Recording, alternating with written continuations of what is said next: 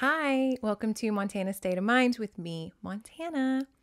And for the month of October, we are taking a break from our usual spicy historical romance novels and reading some spooky kooky novels from yesteryear. Now, today's novel was so small. It's 127 pages. It's a novella, if you will.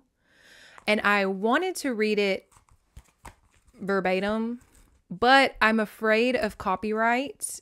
Although this was so old and it was made in Australia. We'll get to that in a second.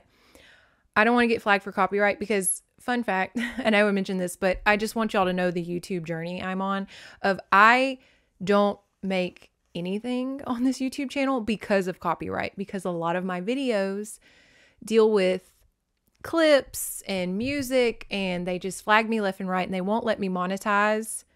Even my biggest video, my first episode with over 40,000 views, I don't make any money off of. And I know what you're saying, but Montana, you have ads, to which I'm like, yeah, YouTube will let me monetize if you're a YouTube premium person and you watch this channel. I don't know. It's stupid. I'm not in this for the money, so I don't really want to fight it. However, if this is flagged for copyright, I guess I could put it on a Patreon. I hate to do a Patreon. It feels like so many content creators have to rely on Patreon to make a living because YouTube and Spotify and so many other avenues are making it so difficult. Again, I wanted to do this verbatim, but I read the first chapter and it took me way longer than I expected because I like to act. So I will not be reading it verbatim. However, because it is so small, I will read a lot of the dialogue because I think the dialogue's super important. So it'll be more of reading it, but still pretty much a recap because, again, if I read this verbatim with my theatrical self, we'd be here for 5 hours. Ha! Ha! I'm acting. Speaking of Patreon, tell me what y'all think of this because I just want to hear everybody else's opinions. I wanted to make a Patreon when I got up to 5,000 subscribers. And on that Patreon, I wanted to do the original price of one of these historical romance novels, which I think was $3.50, if not cheaper. And for that price, once a month, I would do an extra video covering, I guess, do y'all want me to do like modern romance novels? Do y'all want me to do rom-coms? I could do romance-centered animes, K-dramas. I could do scary stories. I could honestly recap. I have a ton of books. I could recap just any book I wanted, any movie. I don't know. I guess we could vote on it if I made a Patreon. Like, again, you could vote what we would do that next month. I don't know. I just wanted to make some extra content, but YouTube kind of puts you in such a little pocket here. I don't know. Again, it would be for like maybe $3.50, if not $2. Nothing too crazy because I subscribe to a lot of Patreons. I understand how expensive it can rack up on top of Hulu, Netflix, Spotify, Disney Plus, and then you're also paying individual content creators for extra content because that's the only way you can support them and get new material. It's just crazy. So anyways, I don't want to break y'all's bank. What did they used to say back in the day? For the price of a cup of coffee. But honestly, coffee's like $8 now. Anyways, so we'll get to that. I'm nowhere near 5,000 subscribers, so don't worry. I'm not going to be reaching into your pocketbooks, you know, like a little grandchild trying to sneak some candy money. How these videos usually go is we talk about the cover because the cover art is a work in itself. We do some fictional made up author lore, of which this author has even more of a real interesting life. And then we recap. And like I said, this one's so small, I might just read a passage out of each chapter. We'll see. This cover is giving Daphne Blake from the Scooby-Doo movies, Sarah Michelle Gellar. A little bit taller because Sarah's so petite. So this is like a Daphne played by Cindy Crawford. But she's given this lilac negligee gown situation in a spooky kooky castle. which is very accurate to what happens in this novel. She does not dress for the assignment at hand. If we were requested to go to Maine, the Northeast, in a castle, I just feel like a lot of us would be like, bet they don't have central air and heating. I should probably dress according to the weather. It just seems very drafty. Maine, castle, very drafty. I'm going to wear probably like a sweater. I'm going to be wearing sweater and sweatpants. Is it chic? No. Is it going to keep me alive? Yes. Of which, fun fact, real quick, I just want to tangent. So we had fall break, and me and my husband had our 13-year-old watch a lot of scary movies, appropriate scary movies. You know, we were just trying to teach him a lot of like horror history. We watched the Blair Witch Project, which should just be a movie on how not to go camping. Honestly, I should recap the Blair Witch Project because I had commentary of this. I told Noah, I was like, this is just a PSA on privileged white people thrusting themselves into nature and thinking everything will be fine. Like the main character, that girl, she kept saying, we can't get lost. It's America. We'll run into something, you know, because we've encroached in so much wilderness, of which I understand she has a point. Humans have encroached in a shit ton of wilderness. But America is still really, really, really big and unpopulated. I could get lost in my backyard. Like, I live out in the country. I'm not going out there. Are you kidding me? No. I don't let my kids go out there. I did lose a cow once out there and I had to go find her. And that was a time. I had my youngest strapped to my back and it was muddy and raining. And I had to go find my female cow before my neighbor's herd of beef cattle found her. Because if they would have found her, I would have never gotten her back. So it was a time. So we watched Blair Witch Project, of which, just much like this cover, you gotta think. You gotta handle each situation as if your baggage is gonna get lost and you are on your own. We can't be wearing a cute negligee to a castle in Maine. You're gonna get sick. But she looks fabulous. She's got little hoops. It looks honestly like me. Now, Caroline Farr. This, I know we do fictional, and we'll get to the fictional here in a second. Caroline Farr is a real pseudonym for this author that I forgot his name. It's like John Wilkes, not Booth, but John something. And this author is an Australian man from back in the day. And he used pen names on everything. He would write one novel and just use a made up name, to which you're like, why? And I understand a lot of male authors and female authors use gender neutral or opposite gender names when writing things for that demographic, because like J.K. Rowling's a big proprietor of that. I think Stephen King has wrote some things under different names. Like, I understand, Mark Twain, obviously. However, of which Mark Twain, he just picked a different guy's name, now that I'm thinking about it. Caroline Farr is his, but he would write male demographic centered novels, spy novels, war novels under different guy names. Anyways, there's a website where it lists all of his pen names. And like I said, he would have like one book under like Bobby Steve McGee. And it's like, but why? I don't know. Could not find a picture of him. Found a picture of his granddaughter. Could not find a picture of him though. But let's just go off the vibe of an elder Australian man who has the drag name Caroline Farr. Okay?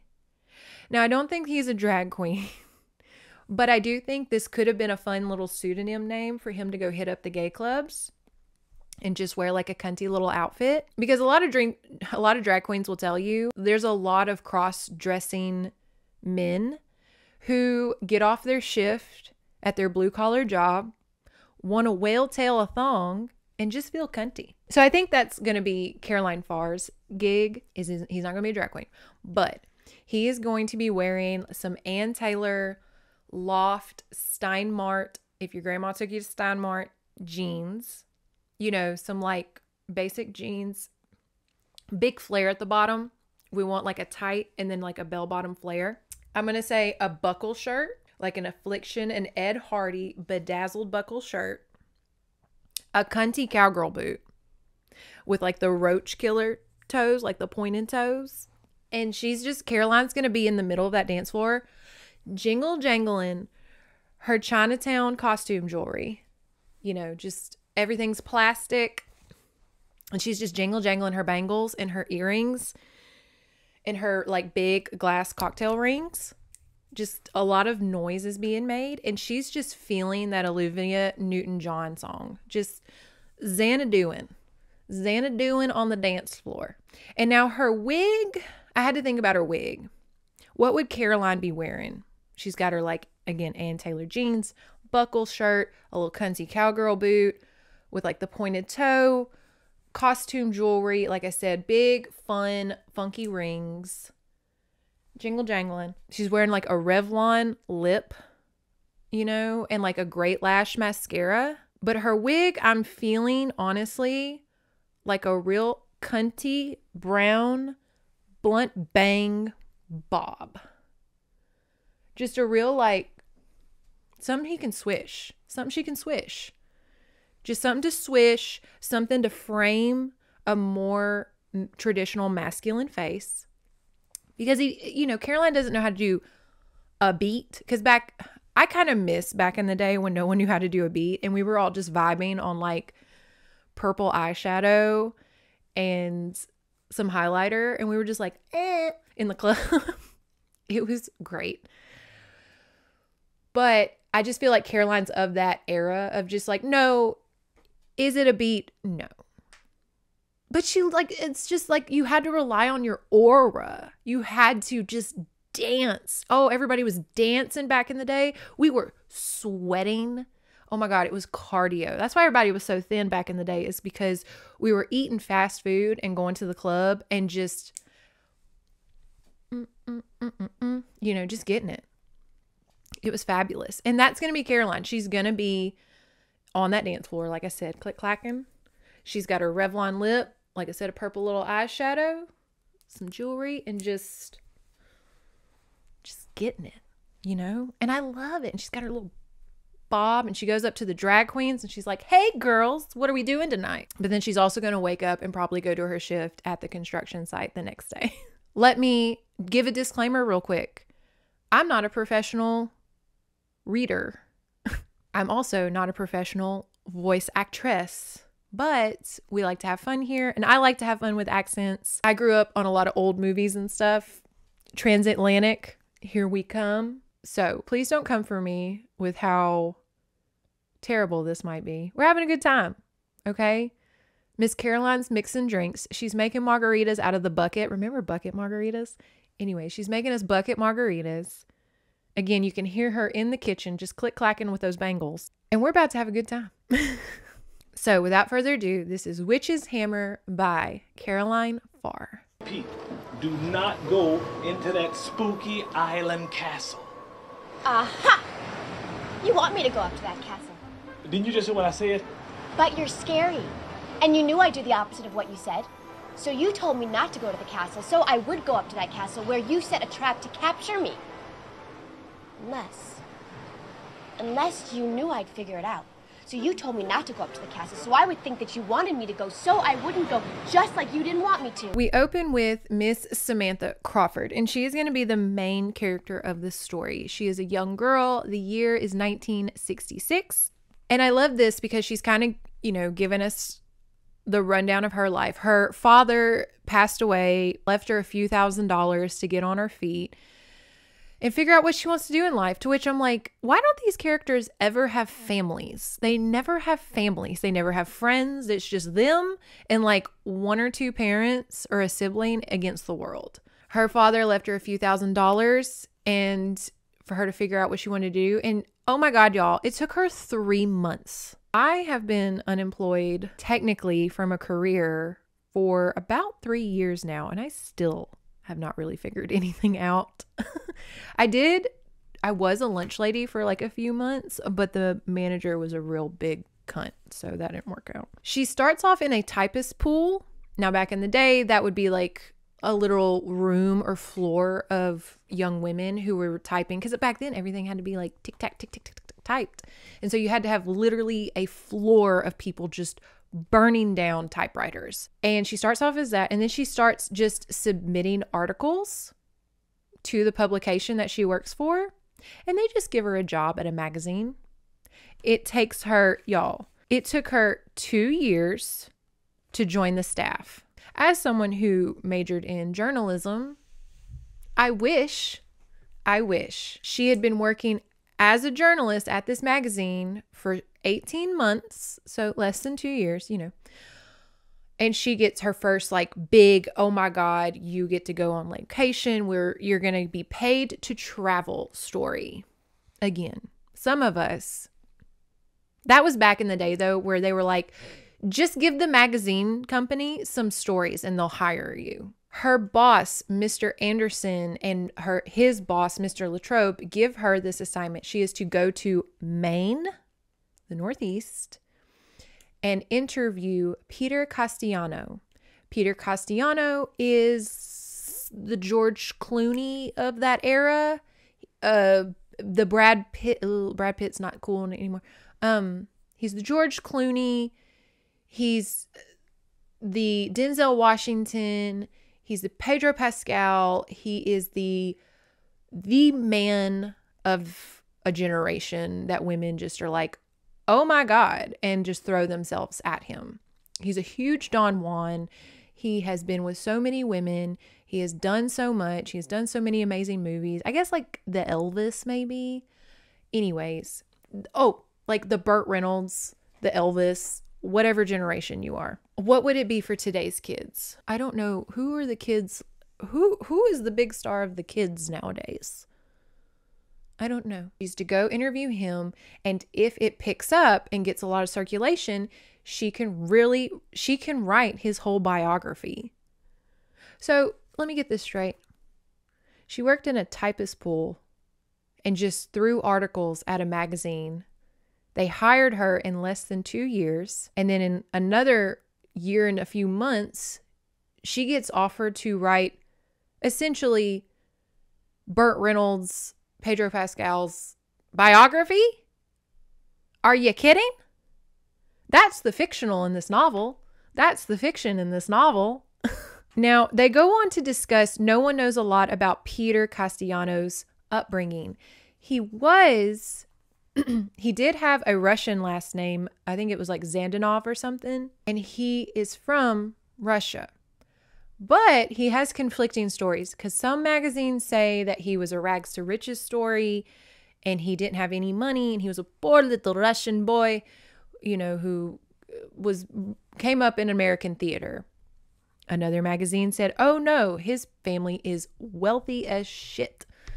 And he went and worked in France and got his big break. And so that's another thing is the guys are like, look, Peter requested you specifically, Samantha, which is wild, because he wanted, and I quote, apparently he'd seen and admired your work in some of our magazines, and he'd heard that you were also young and attractive. To Peter, that is of vital importance. Ew. Red flag. Uno. There's going to be a lot. And so Peter requested Samantha specifically because she's hot and knows how to type. Again, where's my job? Peter specifically asked Samantha and her publication to only cover his love affairs and his work. She is not to cover his family. She is not to cover his upbringing, anything of that sort. She is to cover all of his love affairs and all of his movies. And that's it. But it's kind of difficult because he's so mysterious. Samantha's like, but I want to know about his upbringing. They also mention that a photographer will join her there when she is ready, named Richard Mansfield. And now Richard, he's the hottest guy in the company, according to Samantha. She's like, oh my God, Richard Mansfield's gonna be there. Oh no, I have to go to a castle in Maine alone with Richard. Darn, no wonder she packed her negligee. No wonder she packed inappropriate for the weather. Duh. Now she is traveling in a plane to get to Maine. And she gets out, and Peter Castellano's daughter, Cheryl, is there to pick her up. Now, Cheryl, I will read verbatim. Cheryl is a nut job. I love her, but she is a wild little kooky little girl. Excuse me, are you Samantha Crawford? I hadn't noticed her sitting with the other people, but a slim, violet-eyed blonde was smiling at me. She wore a white wool suit and a peacock blue raincoat carelessly over her shoulders. I noticed her well-kept hands and careful makeup. About 18. She was attractive and smart. Of which, that is a thing in this novel, is anytime a character is introduced, we are given their level of attractiveness. It is very important for us as the reader to know how hot each character is, according to Caroline Farr. I smiled. Miss Castellano? That's right. I was just about to have you paged. I'm afraid I forgot to arrange some recognition signal between us. Not that it matters. Peter said you'd be taller than I am and would be wearing something chic. So I had to dress up too. I usually wear a sweater and skirt or slacks when I'm driving. Fortunately, I was confident that my yellow wool coat fitted her father's description. What made your father decide I was tall or I'd wear something chic? Oh, Peter guesses these things like that all the time. I often tell him he should hang a wizard shingle out and take in customers. He was wrong about your eyes, though. They're green, aren't they? He thought they'd be like hazel or brown. What else did he predict? He said that to work for a firm like Latrobe Silver, you had to be leggy, attractive, and smart. Better than the average IQ now. Vital statistics, let me guess. 36, 24, 36, 34, 22, 34, I screamed, which is again wild. I couldn't tell you my measurements if there was money on the line, but I guess back in the day, that was something to keep in your pocket. She shrugged. I suppose even Peter can't be right all the time. He said you'd be taller than I am, but he hoped not too tall. He has a thing about over-tall women. You see, although people always thought he was 6 feet tall, he's really an inch less. It's a good height for a man, but they had to be careful when casting that they didn't have men taller than he on stage at the same time. See, when you create a heroic image, I suppose you have to stick to it. I was beginning to wonder whether I was meant to be a ghostwriter or a dance partner. Do you always call your father Peter, Miss Castellano? Yes, of course. Why not? He's far, far too young. Yet for me to make the difference in our ages seem apparent to strangers. When you meet him, you'll understand. She linked her arm in mine and laughed at me. I like you, Samantha. So will Peter, I think. I'm going to call you Samantha. Do you mind? Not if I can call you Cheryl. Agreed. You dance, of course. You would. Do you sail? Ride horses? Play golf? Shoot? I'm afraid not. In any case, on assignment like this, neither do we these days. Let's have some coffee, shall we? Or do you prefer to wait until we're home? I'm in your hands, Cheryl. We'll have coffee then. They're always slow in the passing of the baggage. Do you swim? Game? Fish? Well, I used to in California some, but again, on assignment, fine. Those are our principal escape routes from monotony these days, since we can do them on the estate. Peter doesn't go out anymore. Not among strangers, that is. We sat down and Cheryl ordered a coffee. Do you take cream in your coffee? She asked. I like mine creamy and sweet. So does Peter. We don't have to worry about our figures. How many cubes? 2? Did Peter forecast that too? I asked. She shook her head. Oh, no. How many bags do you have? There's the luggage coming out. 3, I confessed. I thought you probably entertained quite a lot. Not anymore. We do dress quite often, though, to keep the servants occupied mostly. Wait here. I'll have Tom put your bags in the car. She dashed away, leaving her coffee only half finished, and I finished mine and lit a cigarette. Tom lives in the village, she said breathlessly when she returned. Drives in here to work each day. He's nice but shy, very immature, of course. Like all the men around here, except for Peter. Are you ready? I don't think I want my coffee now. She linked her arm in mine and led me across to the parking lot. She chattered away so much that I wondered sympathetically if the sparkling veneer hid loneliness or perhaps even grief. Keep in mind, Cheryl's mom is dead. We will get to that later. I expected a sports car, but the airport attendant was holding open the door to a massive limousine. I think Peter wanted to impress you, she told me. Have you ever ridden in a Rolls Royce before? I prefer the Ferrari, to be honest. It accelerates like a jet. I told Peter I thought you would too, but he insisted on the Rolls. Would you like to sit in the back, Samantha? I sometimes pretend I am a queen, and when Igor, that's our chauffeur, when he drives, I sit in the back and I wave my hand from side to side gracefully, but nonchalantly, like this. She gave me a demonstration, her vivacious young face comically deadpan. I laughed. I think I'd prefer to be Samantha Crawford and sit next to you, Cheryl, especially since there doesn't seem to be a telephone installed for conversation between seats. And besides, you can tell me about the people and the places we pass, okay? Okay, Samantha. Suddenly, the former gaiety was gone. You're really attractive when you laugh. Peter's going to like you very much, I think. He loves gaiety and when people smile. Do you? I like the things that Peter likes, she said quickly. Just about down the line. Soon we were out of town and flashing along a winding ribbon of road past pine forest and white-painted farmhouse, heading east toward the sea. She drove fast and confidently. Nervous? No. Peter made me promise not to drive too fast.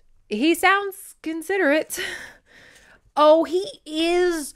Peter is really a really sweet and wonderful person, Samantha. You'll fall in love with him. Women always do, She glanced at me from the corner of her eye, her face serious again.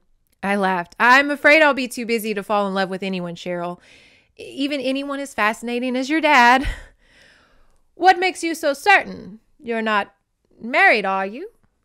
I've been concentrating on my writing career, and that hasn't left me much time for energy or romance, and I kind of prefer it that way at the moment. She looked pleased and began pointing out places of interest. They go on through some scenery, and this is where Cheryl explains the Cassel witch's hammer, okay, and kind of her family background. I'm afraid you're not going to see Witch's hammer at its best today, Cheryl said disappointingly, looking out in the rain. We were hoping you'd have a clear, bright, sunny day. See, the house was my grandmother's, She was Russian. The family escaped from the Bolshevik Revolution into China. Then they came here. My grandfather was killed fighting against the Red Army. They, the family that is, had an estate outside of St. Petersburg. My grandmother built Witch's hammer as a similar replica of the palace that they lived in there. It's far too large, of course. It rambles all over the place. It's got chimneys, cornices. We can't even use it all anymore. But I think you'll like it. Peter does. I smiled. Peter seemed to like everything and everybody, and Cheryl liked everything Peter liked. One thing that intrigues me, Cheryl, why is it called Witch's Hammer? Malus Maleficarum, the hammer of witches. It was part of the edict one of the popes, Peter says. It gave his inquisitors the right to torture women suspected of witchcraft until the silly creatures confessed all manner of what they called in those days heretical depravities. Peter says my grandmother had a rare sense of humor. But why? Because she was a foreigner and strange to the village people, they decided she must be a witch, especially when she built the house and brought in her servants from Russia. These same servants had served the family over here. People here had never seen a house quite like it, or people like them. After all, 50 years ago, Salem wasn't so far away in time. You'll see it now, she said with a smile. We'll cross the next ridge. You'll see the Wasp River below in the village. Witch's Hammer is a mile east on the Northland. It looks out to the sea. Most magnificent view in Maine, of course. There it is. You'll see it. Witch's Hammer on the left above the sea. I see it. I cried, gazing at in amazement. It looked like a miniature of the Kremlin, except for the cupolas that reared everywhere from the roof. Well, go on. What were you going to say, Samantha? That it reminds you of the Kremlin? I don't know. There's certainly something Eastern about it. Perhaps part Russian palace, part mosque. It's beautiful, but a little frightening, I think. She laughed, delighted. If you had been born in Thinnest Kyle in those days, I do believe you would have helped them stone my grandmother as a witch. You're joking, of course. Witches haven't been stoned in centuries, have they? That went out with the Salem witch trials. The people of Thinnest Kyle hated my grandmother and were terrified of her. I think you'd like me to believe that your grandmother really was a witch. She had powers few people possess then or now, Cheryl replied.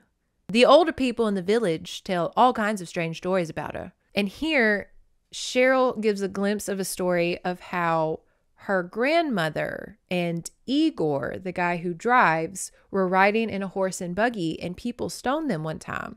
To which Samantha's like, wow, stone and buggy. How old was your grandma? They get to the house. They meet old Igor. He is about 80. And he speaks only in Russian to Cheryl. Now, this part made me scrunch my face. It made me scrunch my face as I read it. So get ready. The car stopped and Cheryl slid out quickly and ran to open my door. Don't bother about your bags. Someone will get them in.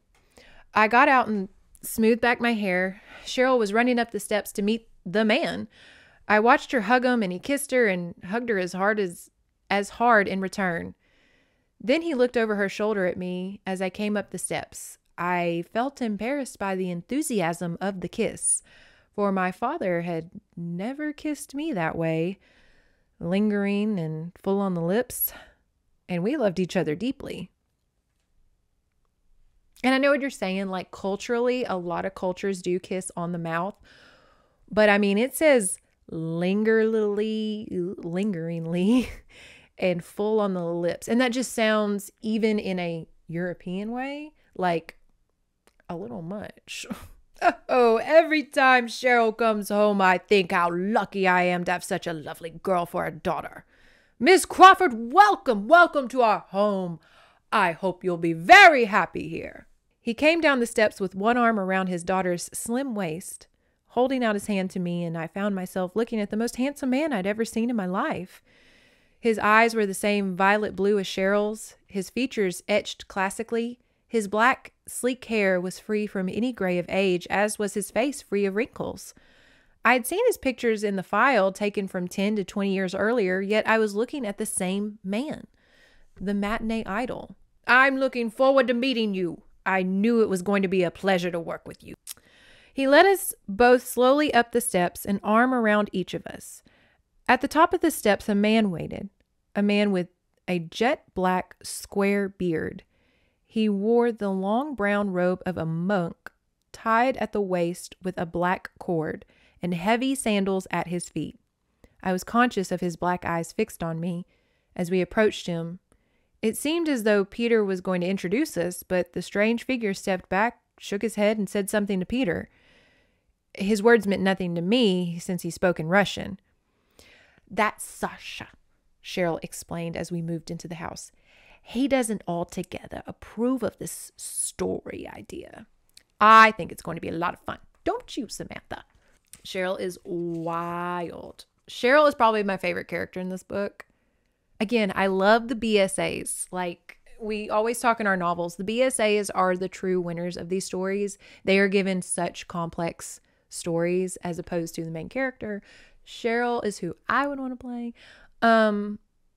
She is younger. I should have probably gave her a little bit younger of an accent, but I don't care. Now here they walk into the castle and they are meted with the staff. And the staff was brought over. So 2 families were brought over from Russia to Wichez Hammer. And since then they have intertwined, and through a few generations are now a bit inbred. However, I love this.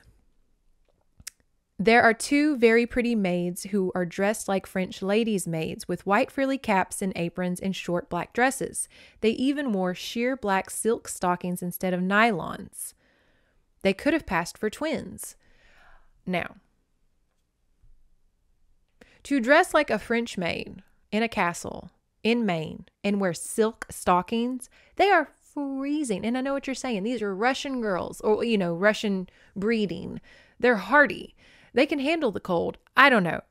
I'd be friggin' freezing if I'm wearing a maid's costume and black silk stockings in Maine. Because even on the warmest days, it's probably still a little drafty in that castle. We meet old Igor's son, young Igor, very creative. Peter's dining and schmoozing with Samantha, making her a cocktail, just like so. Everybody, him and Cheryl are so excited to have a guest. Apparently they don't get a lot. Now, Peter is like, hey Cheryl, can you go show Samantha to her room? And Samantha's like, oh, okay, like I'll type in my room. And he's like, no, you can type in the library. To which then Cheryl says, oh, I'll put her up in the tower room. Always great to hear there's a room called the tower room. And she's like, I think Samantha would find the view there, because you can see the ocean from the tower, very relaxing, and she could just type her little heart away in the tower. And Peter, for a second, his big schmoozhy attitude kind of drops, and he's like, why the tower? But then he gets back up. He's a professional actor at the end of the day, and he's like, Samantha, you can pick whatever you want. You can type anywhere, honey. You just click, clack, wherever you want. The whole house is open to you, dear. And here Samantha is asking, okay, so Samantha starts asking about the staff, trying to learn a little bit about the background. And she's like, hey, what's the deal with the monk? What's his role in this family? Because I get like the maids and the cook and the chauffeurs. We get that. What's the deal with the guy in the monk outfit? And Cheryl, she gives the brief description of, oh, you're wondering about Sasha, a colorful looking character, isn't he? He was a follower of Rasputin, you know. Rasputin? Uh-huh. And he's just about as wicked here in his younger days, they say. Cheryl went on, obviously enjoying herself. Igor Sr., his cousin, whispers that Sasha was more than just a follower of Rasputin, but is in fact his son. Look into Sasha's eyes and you can see why. She lowered her voice. Sasha was grandmother's lover, though I'll bet he never had to hypnotize her the way they said Rasputin hypnotized the ladies. Does that shock you? He really isn't a priest, you know. He was just what they would call Rasputin, probably in irony, a holy man. He claims the same powers of healing and miracles that Rasputin claimed. In fact, he has done some strange things that are hard to explain, like the way he cured Peter. The way he cured Peter? Yes, but Peter will have to tell you about that if he wants to. Here's your room. Maritza has left the key in the door for you. Not that keys are important here. The room is very Rococo era, like Maria Antoinette, gilded bed, downy feathers. It's amazing. And Maritza is going to be Samantha's, those little French maids, that's hers. And Cheryl's like, you have to let Maritza take care of you because it's literally what they live for. Maritza will be mad if you don't let her serve you. It's good for the servants. And she also points out that Maritza and Katya, the other maid, were trained in Paris to do hair and makeup. So please, It's like a working dog. You have to let them do their job. And I get it, but the way Cheryl describes it, she's like, again, kind of like you're talking about an animal, of like, you have to let this creature do what it was bred to do, or else it'll just get really ornery and upset. Instead of being like, hey, these are respectable professions and these are professionals. They can fold your clothes and do your makeup better than us plebes can. So let these professionals do their jobs. You know, like there's just a way to phrase it nowadays, okay? Like I would love to have a maid, but I don't know if I would treat her like, oh, she has to fold clothes or else she'll get ornery. Like, no. And now Cheryl kind of explains why Peter might not have liked the idea of the tower room, because that's what makes it exactly right for you, Samantha. No, it was because this was my mother's studio once. She used to paint up there because the light was good, and grandmother liked it too. Peter told me she used to sit up there by the hour when he was a boy. She used to say she went up there to live her life over again and lock out the present. There was a painting of grandfather on the wall, and she talked to it as though he was really there. She used to lock the door, and the only person she let in was Sasha, who had his own key. Like a Russian dinner, her explanation was a little heavy and hard to digest. I said, your mother was an artist. Yes, not a good one, though. But we, Peter and I, that is, we never speak of mother anymore. It worries us both, and it makes him very melancholy. Maybe you should remember that when you are writing. After all, it's his biography, not hers. She wasn't even a very good artist. I burned all her paintings. Some of them were shocking.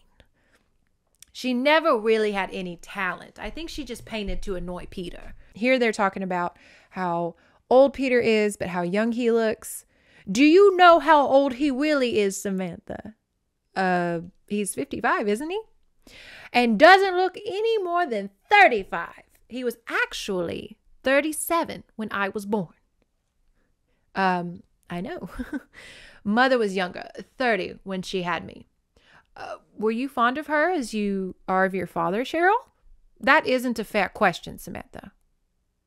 I'm sorry. My mother was jealous of Peter. Could he help it if he attracted women wherever he went? That they fell in love with him? I suppose not. Of course he couldn't. Women would still fall in love with him if we were allowed any to come here. I'll bet you're falling in love with him right now, Samantha. She looked scornfully, her hand still on the door. I shook my head. I told you how I feel about that, Cheryl. I don't lie. I'm here to work. Nothing more. Yes, you told me. The thing is, can you prevent it happening to you? No woman can. This woman can, I said with some annoyance. I find your father very charming, but I'm not much older than you are. I'm only 21. She goes on to say, like, I'm a professional, my writing career, your dad's hot, I get it, but like, it seems to me that Peter Castellano lives for you, his daughter, and the house. Nothing else is of importance to him. Tears welled up in her large eyes, and she looked away quickly. This is the tower room. Shall we go look at it now? He grows impatient when we're away from him too long. No, wait. I'd like to be your friend, Cheryl, but how can I be it if every time you look at me, you're wondering if I'm trying to be with your dad or take him away from you? Either you believe what I've told you or you don't. If not, you can drive me back to the airport right now. He wouldn't like that. You're upsetting me, Samantha. At this moment, I'm more interested in what you want rather than what Peter wants. Which is it? I believe you, Samantha. And I do like you. I do. I want you to stay. Then we won't speak of that again to me, will we? No. Suddenly she burst into tears. Surprised, I found myself comforting her, lending her my handkerchief to wipe her eyes. If Peter sees me with red eyes, he'll wonder what happened, she sniffed. We'll stop at my room on the way back and see what a little makeup could do. No, Maritza will be there. Who cares? I'll send her away. I didn't mean to make you cry. I just wanted to get some things straight between us. Yes, I know. Only sometimes I say things. I feel things I'm sorry for afterwards. Sasha's evil spirits prompt me. Nonsense. We all say things we're sorry for later. When I think of someone might take Peter away, I say hateful things. I can't help it. Her eyes were wide and frightened. Samantha, is it unnatural for me to be jealous of Peter? Is it? It is, isn't it? I can see it in your eyes. No. You see no such thing. I think I can understand how you feel. I'm very fond of my father, as fond of you are as Peter. My mother died, and a year after, I suppose I looked at each woman I saw Dad with in some way, the same way you looked at me. That isn't unnatural. I was 18 then too. I didn't want my father to marry again. I saw in each woman who smiled at him someone who wanted to take my mother's place. I was frightened, selfish, and insecure. I'd look at them and tell myself they wouldn't be good for my dad. He was a great guy and awfully good looking too. Like Peter? In a different way. I thought that maybe someone might replace me in his affection, might drive me out. I felt I would be lost without him, but I was wrong. Is that why you became a writer? Made your own career, Samantha? Her eyes were wide like a child's. That came later, but I needn't worried. He had no intention of taking another wife. But you're a writer now. You came here. You may be here for months, you know, and how could you leave him? I couldn't do that to Peter. I couldn't leave him. He'd be so lost and alone now without me. My father died, Cheryl, I said, by now distraught. He still loved my mother, so he killed himself. It was after that happened that I became a writer. Oh, Samantha! Her eyes were full of empathy and sadness. I managed to smile. It was 3 years ago, Cheryl. I took a deep breath. Your father will be wondering where we are. Come on, open the door and we'll take a look at that tower room. All right. I've never talked to anyone like this before. Never. We are friends. We must be. I could have never spoken to you that way. Grandmother would have liked you, Samantha. They go to the tower room after this lovely conversation. They go to the tower room. It is it's not a creepy dungeon tower. It's nice. It's given dark macadamia. What am I saying? Dark academia. There we go. It's given that. It's not too bad. Now, Cheryl and Peter are like obsessed with his mother, and his mother's called the Countess a lot, and she has a huge looming presence in this novel. Like, everybody is like, oh, grandmother looked like this, grandmother did this, everybody's like, oh, grandmother would have loved you, Samantha, you're just like her. And you're just like, okay. Now, they have a little dinner, and it just struck me as odd, especially now that I know this was written by a man. But even prior to that, it still read pretty honest, as if a woman wrote it. But she distinctly writes that Samantha says that she ate small portions at her dinner so that she did not look like the big fat servant, because there was like, a bunch of servants, and one was a larger heavyset woman, and she was like, I made sure to eat small portions so I didn't look like her. And it's just like, oh, the 1960s. She is click-clacking away in the tower, typing up the first few chapters of her autobiography, and she's finding it hard to like not write about all the crazy shit and like his crazy family, because she's slowly kind of learning about the Countess, and everybody thought the Countess was a witch and they stoned her, and old Igor and Sasha. And there was this bit about Peter. Now, Peter was almost 8 when they immigrated to America. He was 10 before the last of the stones was set and the high walls enclosed him. He had accepted what was happening. He knew nothing of the people of the village except what he saw from the lobster boats. He knew nothing of America beyond the walls of this castle. The Countess Laura, his mom, was his tutor, helped by, quote, holy man Sasha, who believed that you must first sin to attain forgiveness, and that the depth of wickedness and depravity you reached decided the degree of ecstasy you would find in forgiveness. That's what? So I'm just like, well, that's a statement of to me, that reads as like the harder you sin, the higher forgiveness, or like the better forgiveness will feel.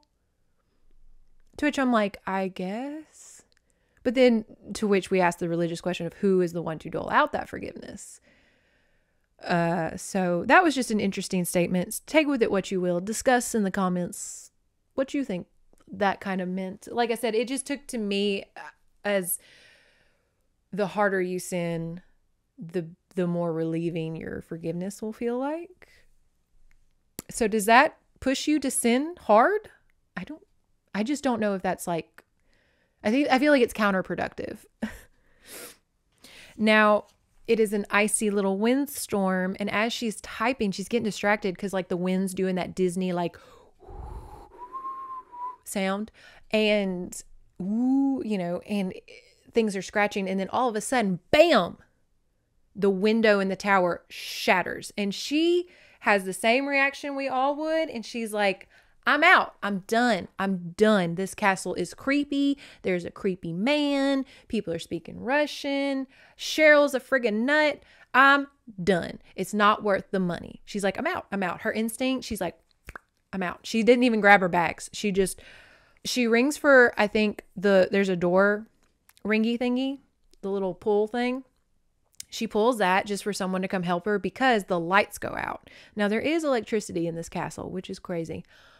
Is that common? I don't know.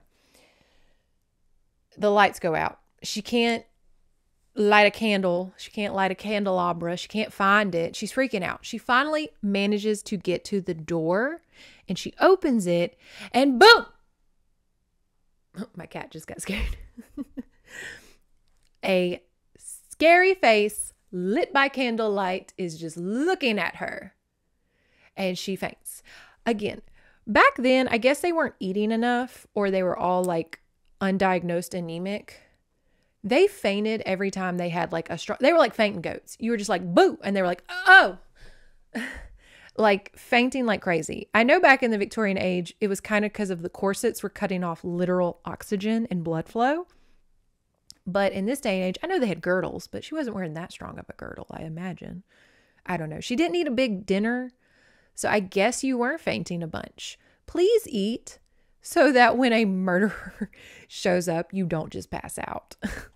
She wakes up and a young butler named Stephen is there.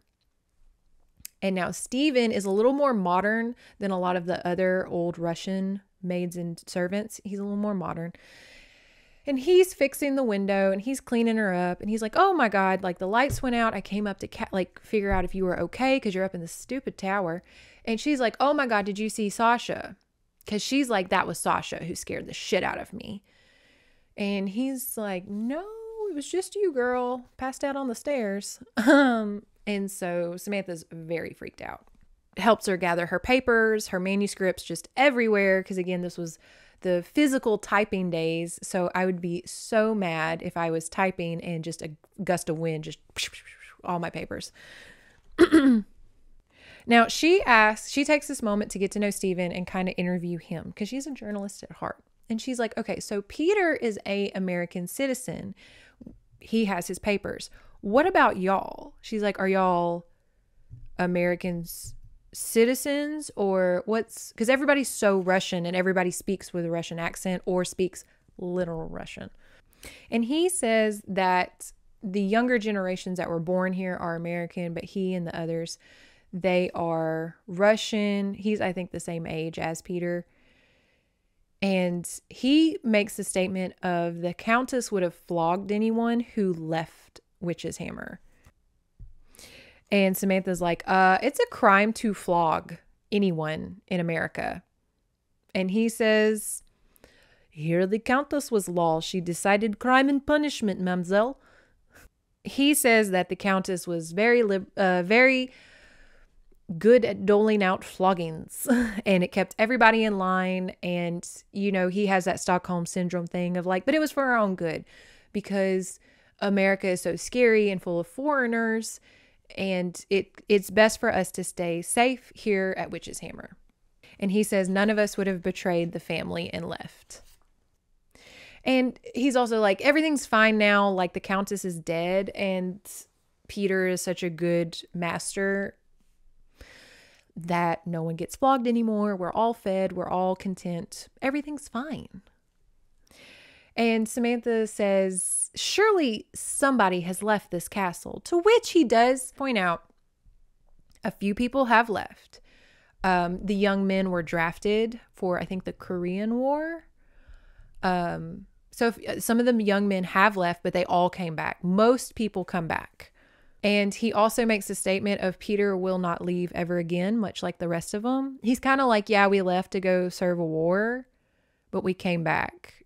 And Peter came back too. And he will never leave and we will never leave. No one is leaving. He leaves. Maritza comes in. She's fretting over her dear mistress. And here we get Maritza's painting of the Countess, if you will. Maritza, do you remember the Countess Laura? What kind of woman was she? I remember her as child remembers someone important to them, but not clearly since I was only 6 old when she died. To me, she seemed very stern, very old, very important. I remember I had to curtsy if she looked at me. I was very scared of her. How old were you, Maritza? 20, mademoiselle. I had thought of her younger. I made a mental note. The Countess had only died 14 years ago. Peter had led me to believe it was long before that. May I prepare mademoiselle for bed? American girls prefer to undress themselves, Maritza, but do stay and talk for a little while, please. Whatever mademoiselle wishes. She sounded a little disappointed. Maritza, have you ever thought that your life might be different since you're living in America and not Imperial Russia? We of younger generation have spoken of that, mademoiselle, but it is difficult to think about these things here, for there is no change for us. Not until master returned. Now we are permitted to leave if we wish, or go where we please, but we seldom do. The Americans do not like us, and this place is almost no. Katya went with Mademoiselle Cheryl once. She was terrified and glad to return. So many foreigners. Now, I have offended Mademoiselle. Some say I talk too freely. No, I don't think you talk freely enough. And America is not full of foreigners, Maritza. It's full of Americans. You're one. You were born here, and that makes you and Katya and the others just as American as I am. Yes, mademoiselle. What about the young men who have done their army service, who have been drafted from time to time? Surely they've told you America and Americans are not people to be scared of. But they always come back here, mademoiselle. They always said there is no place like this. Are you sure they all came back, Maritza? All those boys who went into the army? All the good ones, mademoiselle. It is best to forget the others.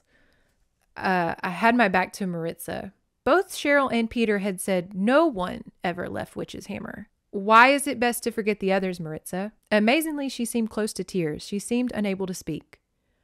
Why, Maritza? The Countess forbade it, and Sasha, some married foreigners. I mean, American girls. And that's why they didn't come back? No, mademoiselle. They brought wives back, but they were driven out. We would not have them here. You mean you were ordered to drive them out? Tell me, Maritza, wouldn't you have liked some of them to stay? How could what I might have wanted? Any importance?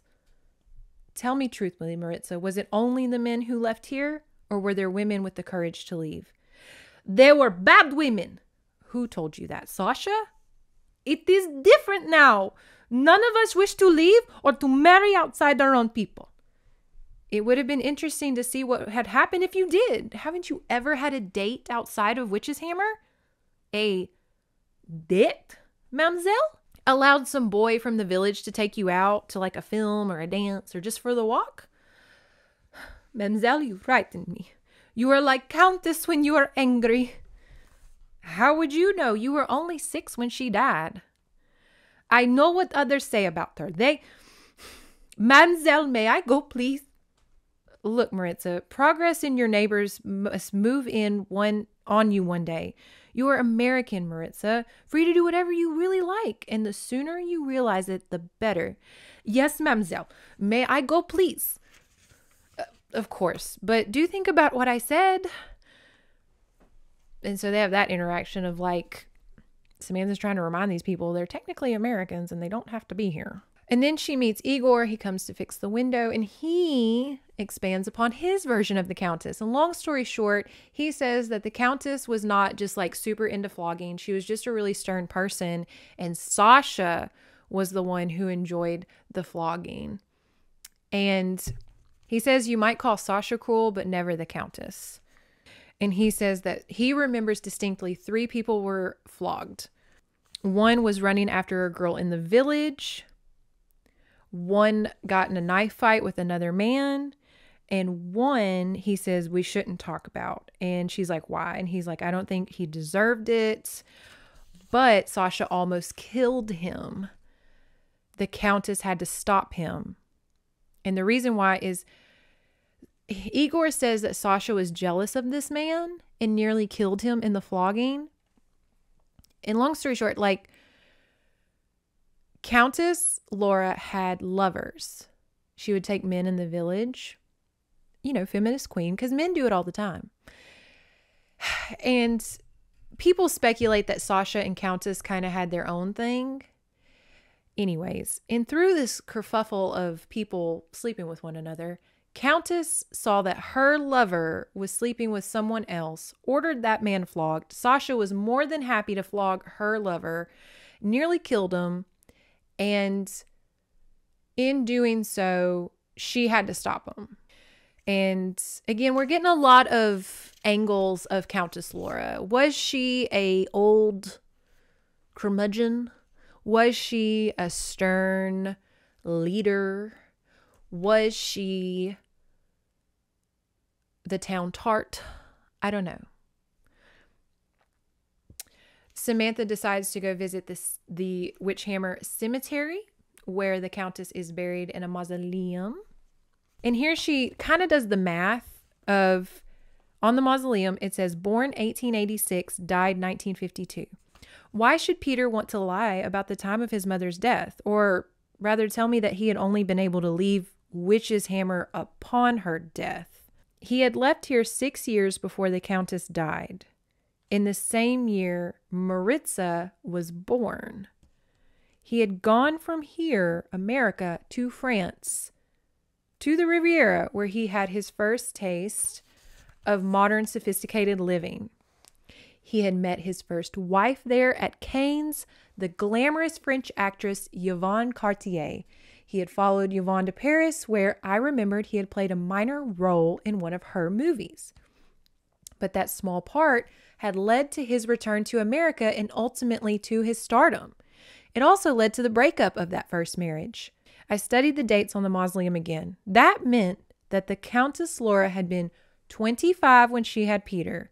She had been the height of her splendid beauty, and she must have looked very much as she did in the portrait in the library, which had been painted in 1913. A lot of math going on, but let's just kind of like broad stroke it here of Peter keeps saying he couldn't leave Witchhammer until his mom was dead. But that's not true, because if you do the math, the Countess had been there and she died, what did we say, like 6 or 8 years after Peter left. And we'll get to Peter's wives in a second, but just family-wise, it's very confusing. Write it down if it helps. I don't know. There she meets old Igor, and he surprisingly speaks English. And she also makes the statement of like, why do y'all insist on speaking Russian to Peter and Cheryl, but y'all know English? Again, like Americans. And they're just like, Peter and Cheryl like the Russian. He cleans the mistress's mausoleum every day. Very nice. But he makes a statement. Sasha brings fresh roses every day, which seems like really wasteful because roses last for like a week if you keep them in water. So every day seems like a lot. He says that she died a slow, painful death, and it was not disease that killed her, but her temper. And even Sasha could not cure her, to which Samantha's like, did you take her to a hospital? And he's like, no. And through him explaining her symptoms of her death, Samantha deduces she died of a stroke. She's like, oh, she was unable to move. She couldn't chew and swallow. She was struck down suddenly. Sounds like she had a stroke. You probably should have took her to a doctor and not the dude in the crazy cloak. He says every time Sasha even kind of minorly brought her back to life and got some zhuzh out of her, she would just beat him and beg for death. And she's asking a ton of questions like, was it Peter leaving that broke her heart or made her angry? Like, what led to her stroke? And Igor is like, you ask a question and find your own answer, Mamselle. The Countess used to do the same thing. If you know, why do you ask? And a lot, I say that terribly in a bad accent because a lot of people keep saying that Samantha is a lot like the Countess. Essentially, the Countess died when Peter returned from his little European hiatus. He came home and she ordered Sasha to flog him bad. But Peter is the male, he's a boy, he's a male heir of Wichez hammer. And although Countess is older, Sasha was like, ooh, you know, like they're both my bosses. They're both my bosses. I don't know. And so he couldn't flog Peter. And so she grabbed the whip, the flogger, and she flogged Sasha so badly she had a stroke. She was so angry. And the servants didn't stop her because remember, Sasha's flogged a ton of people and they were just like, oh no, stop. Don't hurt him. And this is when Peter is like, I'm done. I will never come back to Wichez hammer. And he left and he never came back until now. He says not even when the Countess died, his second wife came to Wichez hammer, but he did not come with her. We'll get into that in a second.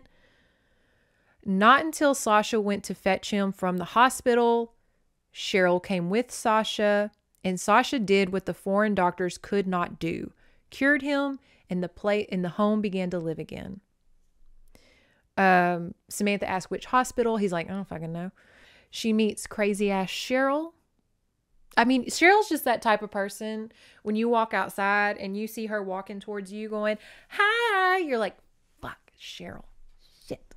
I love her though. I would want to be her. In this story, if this was a play, I would want to be Cheryl. Samantha tells her she talked to old Igor, kind of got some history. Cheryl does not care for that. And she's like, Samantha, everybody loves working here. The staff doesn't need modern amenities like soap operas and canned music. They're fine. They love it here. And Samantha says, yeah, I know, but sometimes I wish you'd all stop assuring me how happy and contented you are here. Would you like us better if we walked around with long, sad faces, Samantha? She twisted her face comically. No, not that either. You're hard to please, she said, and we're all trying to say exactly what you want. Yeah, I know. You're all cooperating magnificently, especially Peter. She smiled, looking pleased again, which reminds me that Peter is waiting for you in the library. We'd better not leave him there alone too long with grandmother's portrait. He was so frightfully fond of her, you know. Again, the incest in this family. Or not incest, but like the loving longingness of parents. Cheryl, before I go inside, I read the press cuttings concerning your mother's death.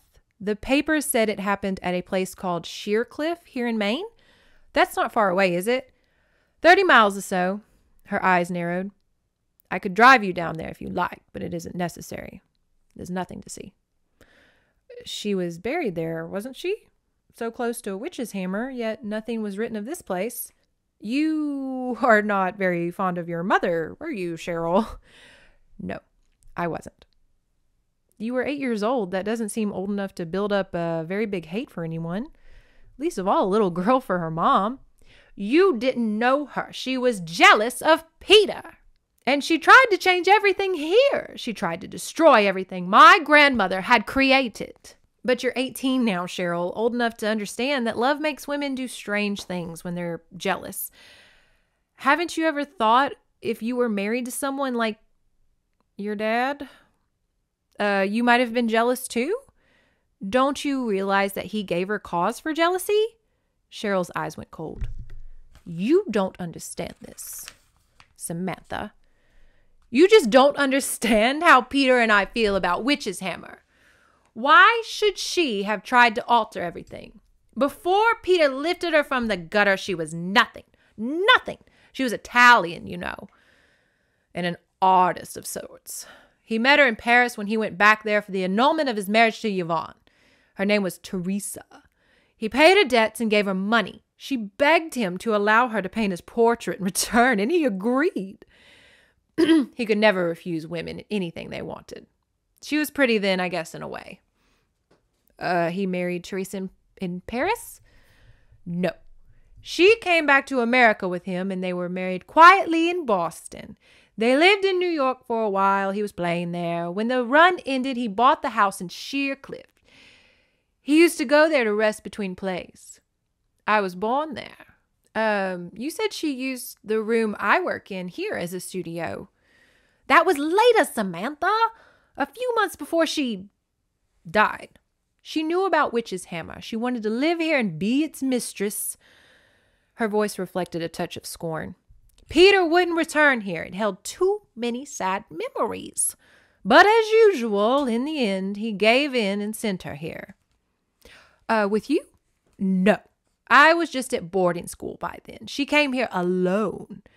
Just as she had wanted. She was mistress of the house, and the servants obeyed her, even though they laughed behind her back and thought of her as a foreigner and hated her for it. You see, she kept trying to tell them they weren't Russian, tried to change their ways.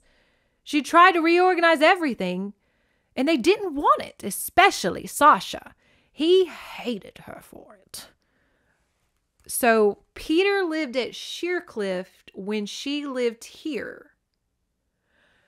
A picture of Teresa Castellano was forming in my mind that was not quite as Cheryl painted it.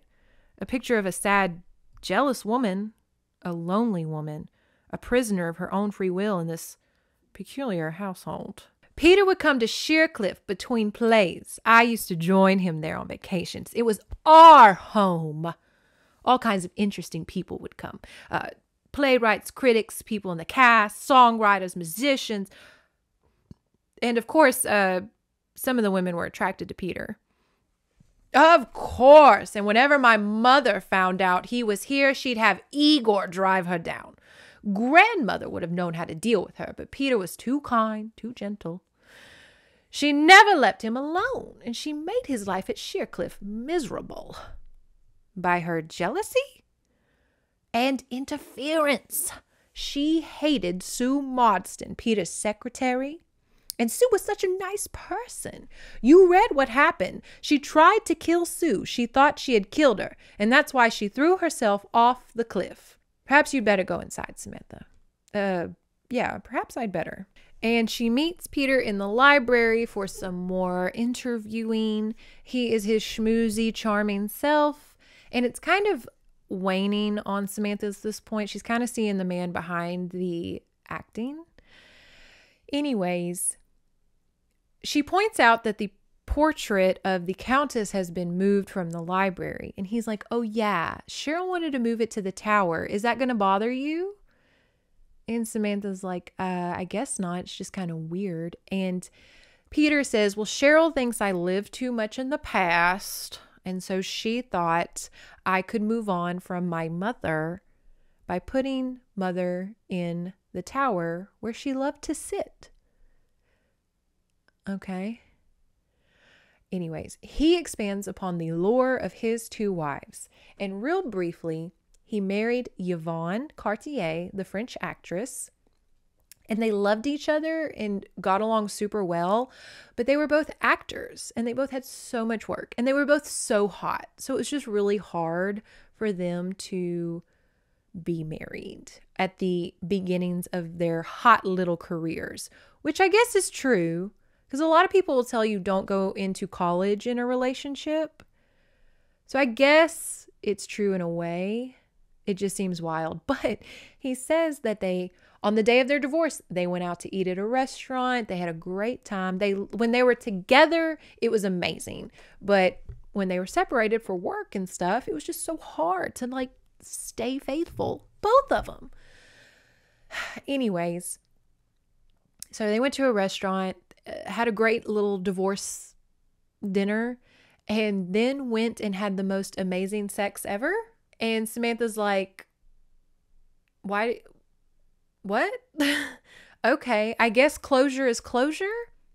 Now, while he was in Paris divorcing Yvonne, he was at that, like, he went back to that restaurant. No, he went to a coffee shop and was just drinking a bunch of coffees.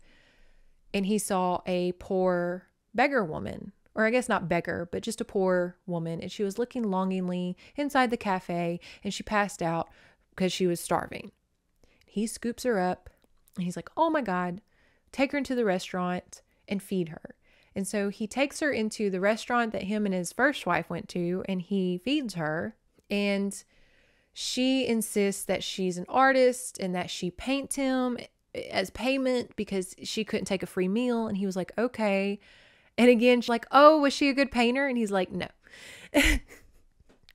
Poor Teresa. Anyways, he felt so bad for her and couldn't tell her no or just kind of leave her. So much so that he just stayed in Paris and she painted for him for a long time. And she got pregnant, as one does.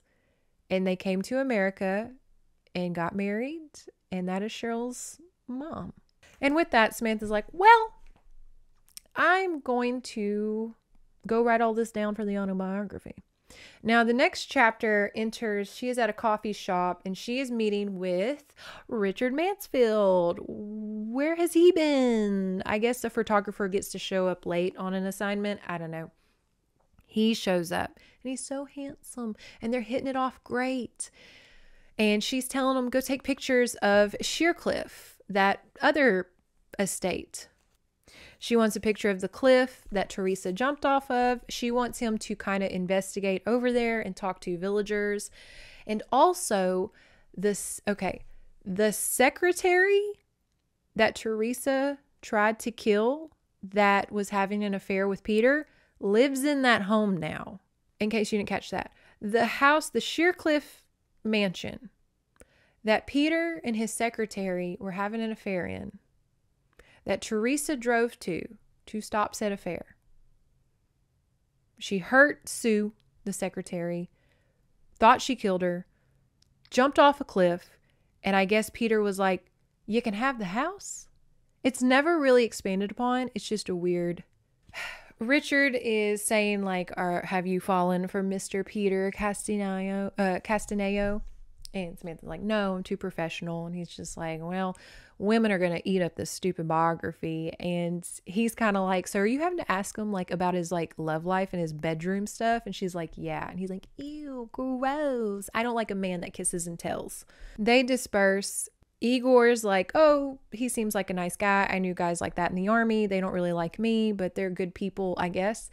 And they just kind of talk about how people in the village do not like the Witchhammer family estate and think that they're all creepy as fuck. Because honestly, the inbreeding, the old Russian customs, like, not that keeping your culture and your heritage alive is bad, but just not acclimating at all to the country that you're immigrating to is just kind of disrespectful. And I could understand in the 1960s, after, you know, like literally World War II was just a few years ago and all that crap, you might want to acclimate a little bit. Now, the reason they stoned the grandma is because The grandma liked to go driving around in her little horse and buggy. She liked to go ride around the village. And everybody was like, what a creepy lady. And they didn't do much about her. But then typhoid killed all of the stock in the village. And she would just drive through their estates like it was old Russia. Because he was like in old Russia, like rich people owned everything. And so she would just drive through people's yards and stuff. And everybody's stock had died. So everybody was really pissed off anyways at the rich. And then her stock had died and like the estate wasn't doing well. Anyways, everybody was just really in a bad economical time. So they just stoned the rich lady down the street. And the horses bolted and she never left the castle ever again. And here we learn he was the one who drove Teresa, the second wife, to Sheercliff that fateful day. So what had happened was when Teresa went down to Sheercliff and hurt the secretary and they got in that big fight, both Teresa and the secretary stayed at Sheercliff. None of them were brought home to Wichez Hammer. None of them were brought to a hospital because Peter wanted to avoid scandal. He didn't want to involve Wichez Hammer in the tabloids. So he just kept everybody in bedrooms at Sheercliff. And Samantha's just like they got blunt force head trauma. You should have taken them to the hospital. And Igor's just like, it was no problem. Teresa had it with Peter's cheating, but only Samantha sees it that way. Everybody else is like, Teresa was such a bitch. She kept trying to change our old Russian ways. She wouldn't let Sasha be creepy and mysterious. She kept trying to get rid of him. She, tried to keep Cheryl at an appropriate relationship with her father. She wouldn't let Peter cheat. She was just such an unhappy woman, and she was such a miserable woman that, of course, she just really brought the vibes down. And Samantha's just like, her husband kept cheating on her, and her stepdaughter really hated her, and y'all all wouldn't let her just contribute to the family. Yeah, she probably was super miserable. Intense jealousy, it seemed to me, most often springs from intense love. Teresa had loved Peter, and the tragedy of it all was that he had never loved her. In fact, I was beginning to doubt that he had ever loved anyone, or was even capable of love. Was Peter Castellanos' whole world a stage? His whole life the interpretation of what other people wrote? That would mean he had neither character nor sincerity. He was nothing more than a handsome shell. I could hardly interpret him like that. Or could I? And here we have a spooky kooky moment. I walked across the room to study the Countess's portrait. In the afternoon sunlight, the colors were strangely fresh and bright. The illuminating effect made her seem younger and even more beautiful, if it was possible. Her shiny mass of raven hair, the striking violet eyes that gave her a mischievous, almost Irish beauty. The cruel twist to those full lips that I had noticed in the library were missing now, and the sardonic gleam gone from her eyes. I shook my head admiringly. No one could deny her beauty or the artist's skills. But even as I stared, I started to feel the flesh of my back and my neck start to prickle. I stood frozen in horror. The painted face above was changing. A shadow moved across it so that the features seemed to shift, the very expression to change. The shadows around the eyes became harder and the angle of the lips as malevolent as the eyes were sardonic. I could not believe what I was seeing. She was moving toward me, slowly, as though about to spring. I cried out in terror and leapt back so quickly that I almost fell as the heavy portrait came crashing down. I felt a sharp, excruciating pain. The top of the frame had struck my foot. A heavy thud followed as the portrait hit the carpet. I bolted back to my desk and leaned on it heavily for support, rubbing my aching instep and trembling. For one awful moment, I thought I would faint. But I recovered slowly and then burst into involuntary hysterical laughing. It was so obvious now that what had happened. The sea air had corroded the wire that held the portrait in place and had finally split. The threads of the wire were broken one by one, so that while I stood beneath it, gazing upon the Countess, the whole picture had appeared to be moving toward me. the light changing the features of the face. But still, I couldn't bring myself to approach the fallen picture. With trembling fingers, I lit another cigarette, and as I inhaled the smoke deep into my lungs, I started to relax, and by the time I finished the cigarette, my trembling had ceased. I limped over to the portrait and raised it carefully, examining it for damage. The canvas was unmarked, and with a sigh of relief, I turned the Countess to face the wall and left her there. I returned to my desk, but it was a long time before I was able to concentrate again. My instep throbbed, and I was jumpy as a cat. My hair almost stood on end at the faintest sound or hint of movement in that remote, lonely tower. The next night, there is a big fiesta, as they call it, which I'm like, I don't know if that's the Russian word for a party. Anyways, and like 100 people show up, and Samantha's like, where the hell did all these people come from? Because the village doesn't like these people, remember? And then she is reminded that Wichez Hammer Estate is so big that it employs like 200 people in its own estate. Remember, it's thousands of acres. So I know we keep thinking like this is just like a little standalone tower or a standalone castle, but it is actually like a small town. So they're having this authentic Russian fiesta, and everybody's dressed in traditional Russian clothing, and Peter and Cheryl show up, and they're dressed in like gorgeous handmade traditional Russian clothes. Peter is dressed in like this white suit with gold fringe, and Cheryl is dressed in this gorgeous white dress, which is weird because it kind of looks like a bridal dress, if you ask me, from the sound of it. Which is weird because she's like walking with her dad in a white dress, and you're just like, Anyways, she looks just like her grandmother. And everybody's like, oh my God, Cheryl, you are beautiful. You look just like the Countess. And Samantha is also in a white dress. But anyways, and she's kind of upset that her and Cheryl are both wearing white dresses. Richard Mansfield is there. He's like, why is everything so Russian? To which Cheryl explains, Grandma just loved Russia. She missed it so much. Literally the houses in the estate that the Russian villagers live in are exact replicas from her village. It is wild. But I guess if you're a billionaire, you can do whatever you want. You can just make your own world. You can make your own town. And Cheryl and Richard are now hitting it off. And Samantha's getting a little jealous. And Cheryl is like, oh my God, Richard, we should go riding. Because she knows Samantha can't ride. And so she's like, oh, boo, Samantha, you can't come? Darn. Samantha's just like, whatever. I'm here for work.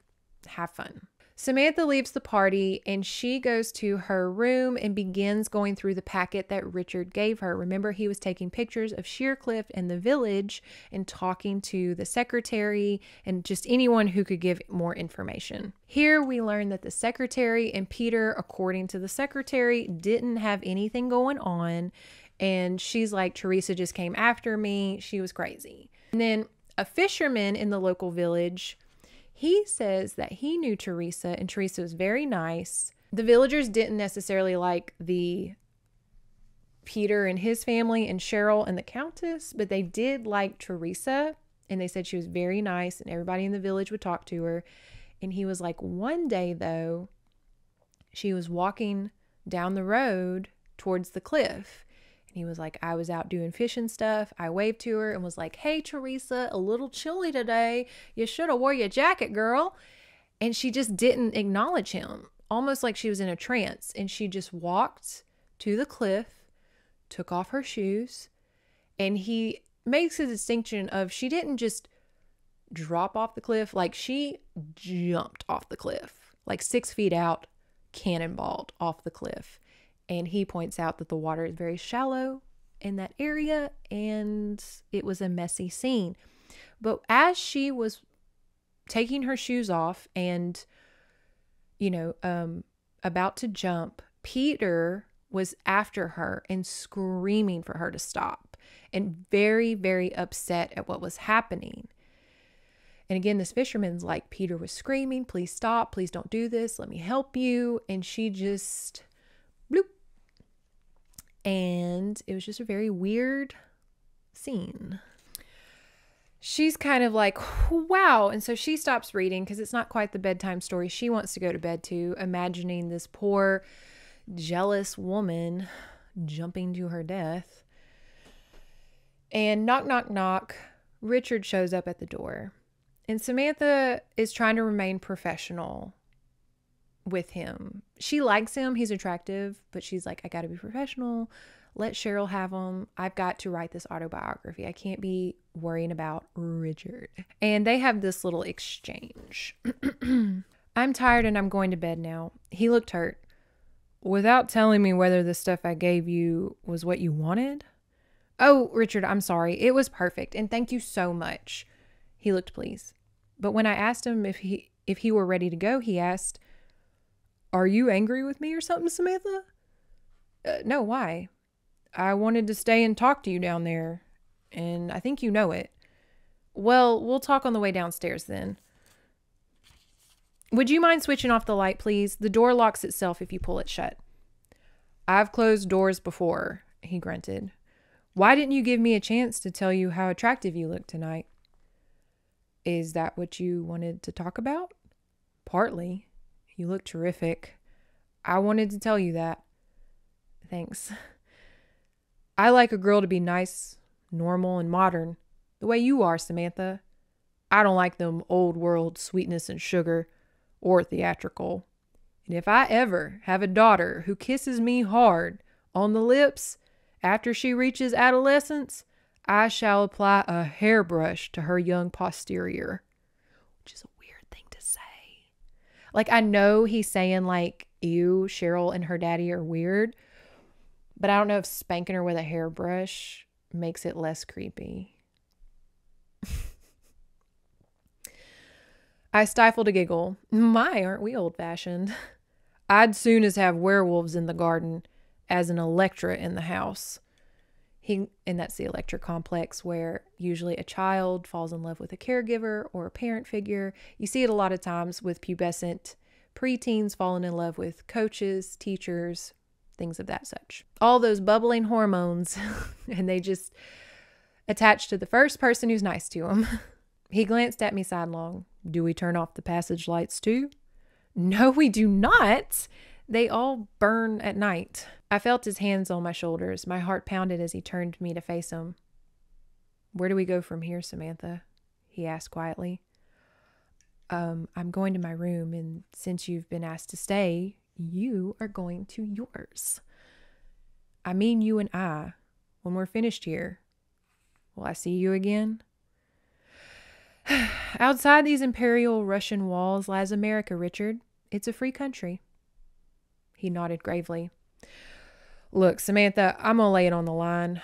I've been trying to find the gall to ask you on a date ever since I came back from my last assignment and saw you pounding a typewriter. Suppose I asked you, what would you have said? You didn't ask, so how am I to know? What might have you had said then, Samantha?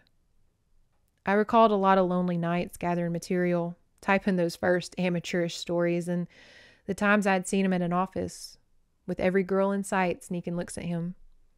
I might have said yes. No serious competition then? No.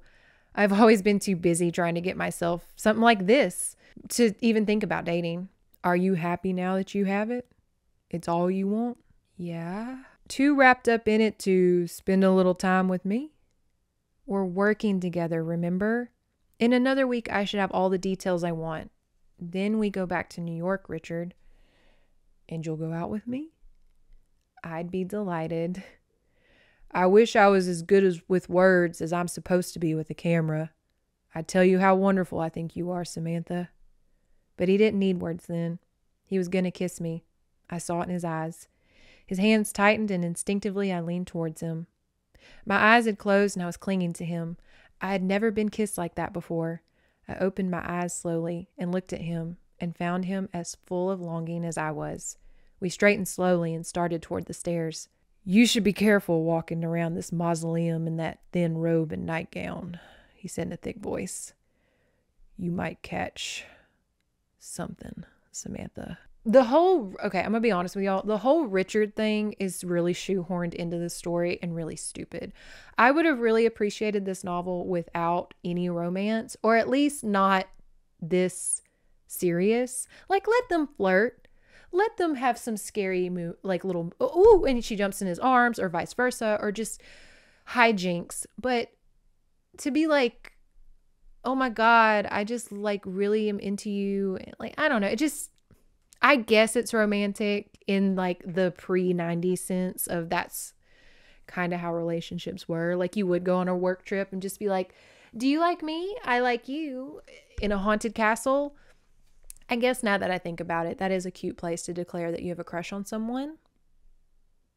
So I don't know. I just feel we'll get to Richard and his antics, but at this moment it's okay, but later you'll understand what I mean by why is he here? What is his purpose? Now, this is where we're at chapter 7. This much left. And this is where the book starts really picking up with action, if you will.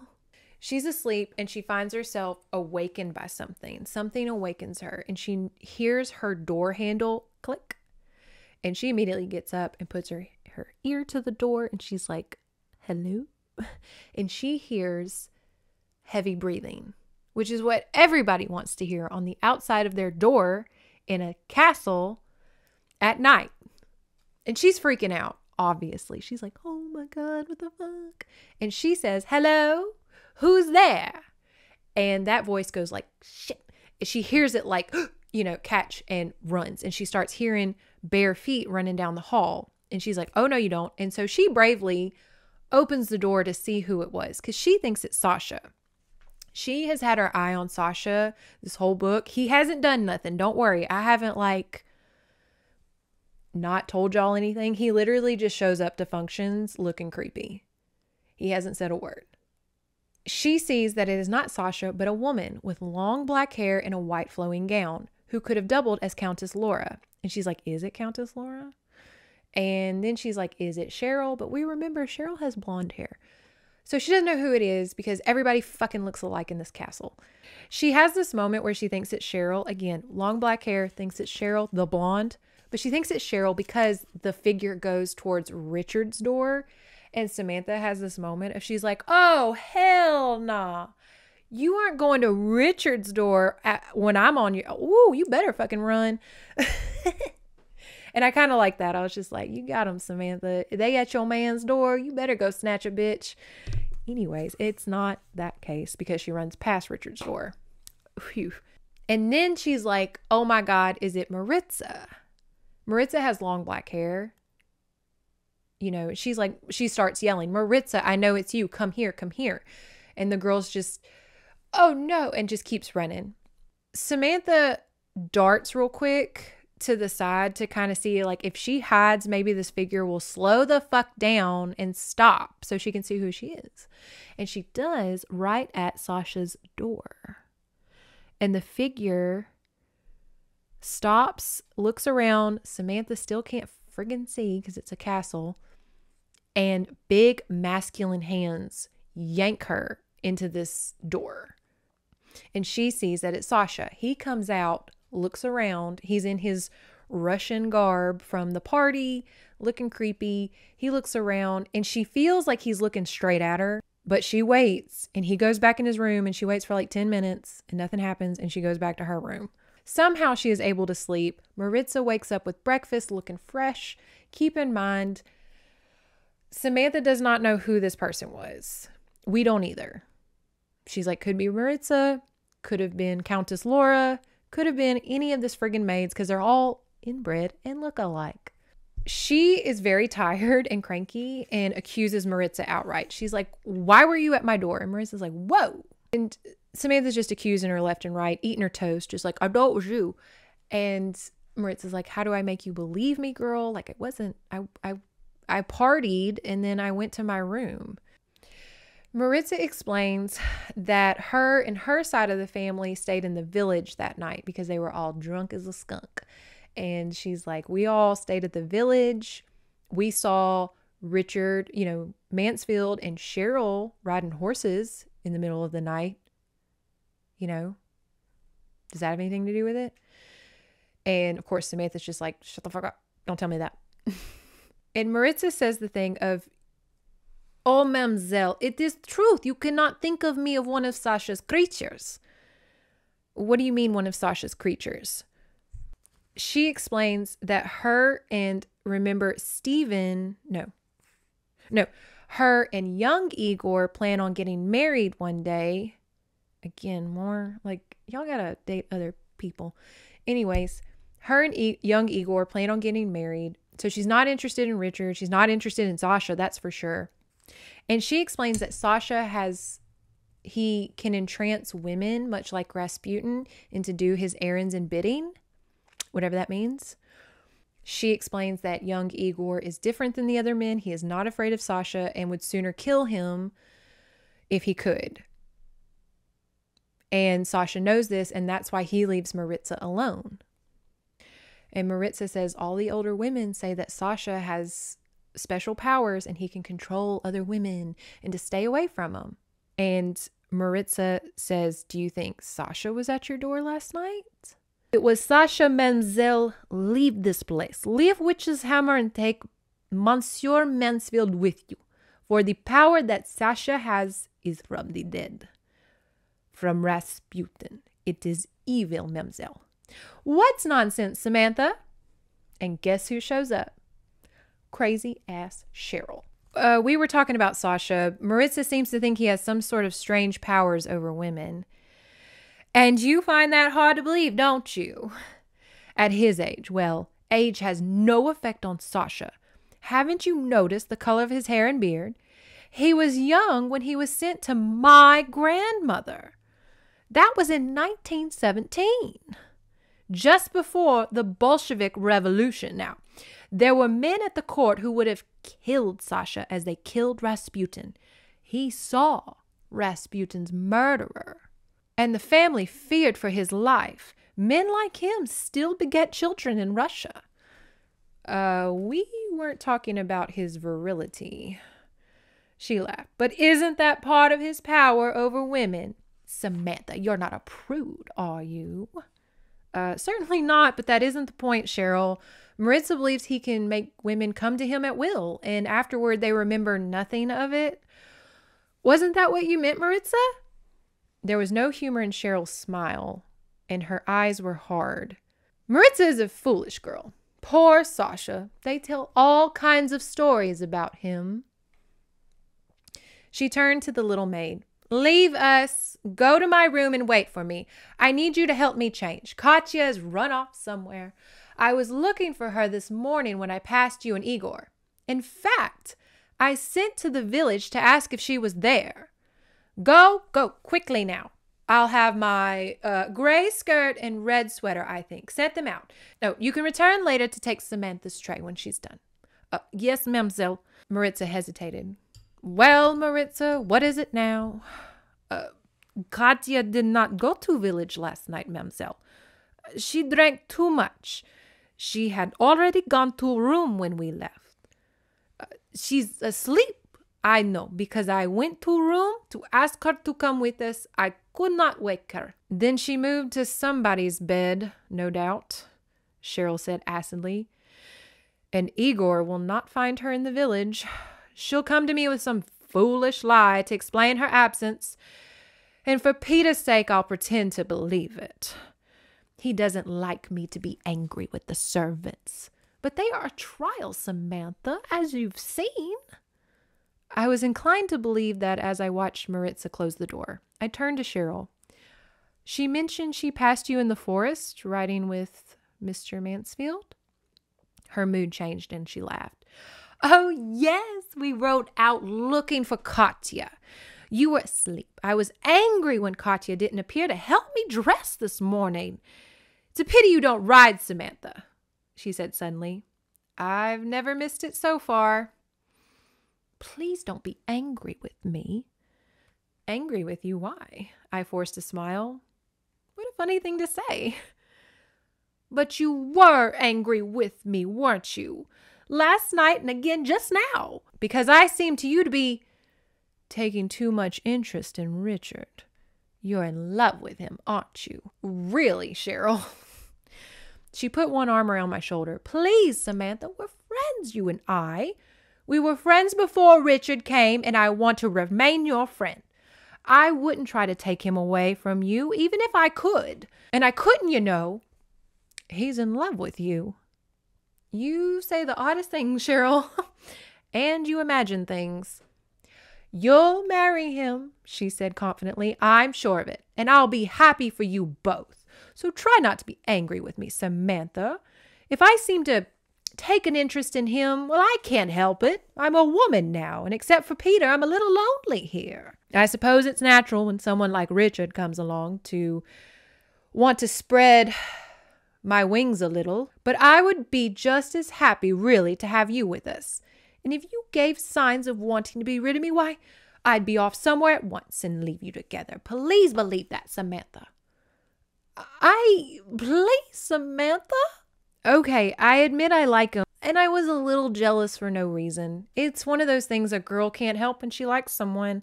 I'll remember just what you said, Cheryl. I'll try not to feel that way again. Was it that obvious? Oh, to me you were. I know what it is to be jealous. I've felt that way often enough about Peter, but Peter's your father. She smiled condescendingly and walked over to the door. She turned. I could never love any man or want to marry while Peter lives, Samantha. And I know Peter feels the same way about me. Okay. Samantha's hard at working. Type, smoke cigarette. And Richard shows up and he's like, oh my God, I just got a call from the publication. I have to go. And she's like, oh, okay. Like, that's fine. I'll see you in New York and we'll go on that date. And he's like, no, you don't understand. I have to go out of the country. And she's like, oh, well, I guess our date's going to have to be postponed for a bit. I don't know. What do you want me to say? And he says he wants her to come tomorrow with him to New York. He's like, girl, wrap up this novel and come with me to New York. And maybe you can come out of the country. Like, you can come on this thing with me. But then he says something crazy. Here's the true horror in the horror novel. I'm going to say something I didn't expect to say. I don't want to leave you here when I go back to New York. I want to take you with me. But that's impossible. I know. If I'm to be fair to you, Samantha, well, I'll come down as soon as I'm through here. Perhaps we'll have a little time together. If you don't, I'll come and get you. And when I get back from my new assignment, I'm going to ask you to marry me. And you better say yes. I guess I will say yes. He drew me up and held me against him and kissed me again. Pages of manuscript fluttered down onto the floor, but neither of us cared. There's only one thing that disturbs me, Samantha. You're not just another writer. You're good. I mean, really good. You get right down to the truth and write about it without any fear. Anyone can see that. So after this long story, there'll be another, and after that, another. A guy might never get to see his wife. He might even have to wait a few hours or maybe a week, maybe a month. And suppose a guy wanted to kiss her, and he looked so comical, and I giggled and slid my arms around his neck. We'll build a house with no locks on the doors, darling, I whispered. I'm sorry, he just asked her on a date a day ago. She just figured out she even liked the dude. They've had one coffee date and one Russian Fiesta, and he's asking to marry her? And again, I know, like, in this day and age, you had to shoehorn a romance into, like, everything. But why? Why is this an element in the book? Who cares? Why can't they just, like, find love in this novel? Why do they have to get married? Are you insane? I mean, this is 1966. You don't have to get married that quickly. Like, I know how we're like, oh, people got married really quick back then and all that stuff, but not this fast. This would concern even like my parents and grandparents of like, whoa, you can't marry the first photographer that comes with you on an assignment, ma'am. Here we cut to Samantha is interviewing Peter for the last time for her autobiography special on him. He is just gushing and gushing over his love affairs. He's just like, oh, this one. And oh, there was Lisa. Then there was Vicky and all this stuff. And Samantha obviously wants to leave. She's like, I could be married by now. I want to do other things. I'm tired of listening about this man just prattle on and on and on about all the women he has slept with. Like, great, awesome, you know. And he kind of goes into this brief little bit about this other actress, and then he brings up Teresa again. And this is like Peter talking about Teresa. So we're finally getting like what her actual friggin' lover felt about her instead of Cheryl and the fishermen and the servants. And this is him talking about some actress he was sleeping with. We had never spoken of love, he was saying. Lisa was telling me that she often wished she had become an artist instead of an actress, and that if she had, she would have painted only landscapes because they were so soothing. It was a subject that I tried to avoid because it reminded me of Teresa. And any thought of Teresa brought back those memories of jealousy that had killed any real love that might have been between us.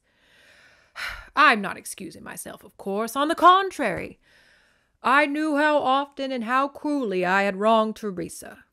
He said it with an air of self-sacrifice. He was playing the martyr now, I thought dispassionately. Poor foolish Teresa! I knew all along that our marriage was doomed to disaster. I told her if she married me, she would have to share me. Heatedly warned her of what would happen. He shrugged. She didn't seem to realize that she would be marrying the idol of American womanhood.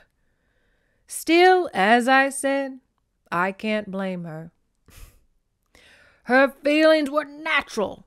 As for me, what I did seemed natural with all the temptations. Anyways, I have no regrets. Now, where was I before that, Samantha? You were driving out from the lookout with Lisa Gernhardt.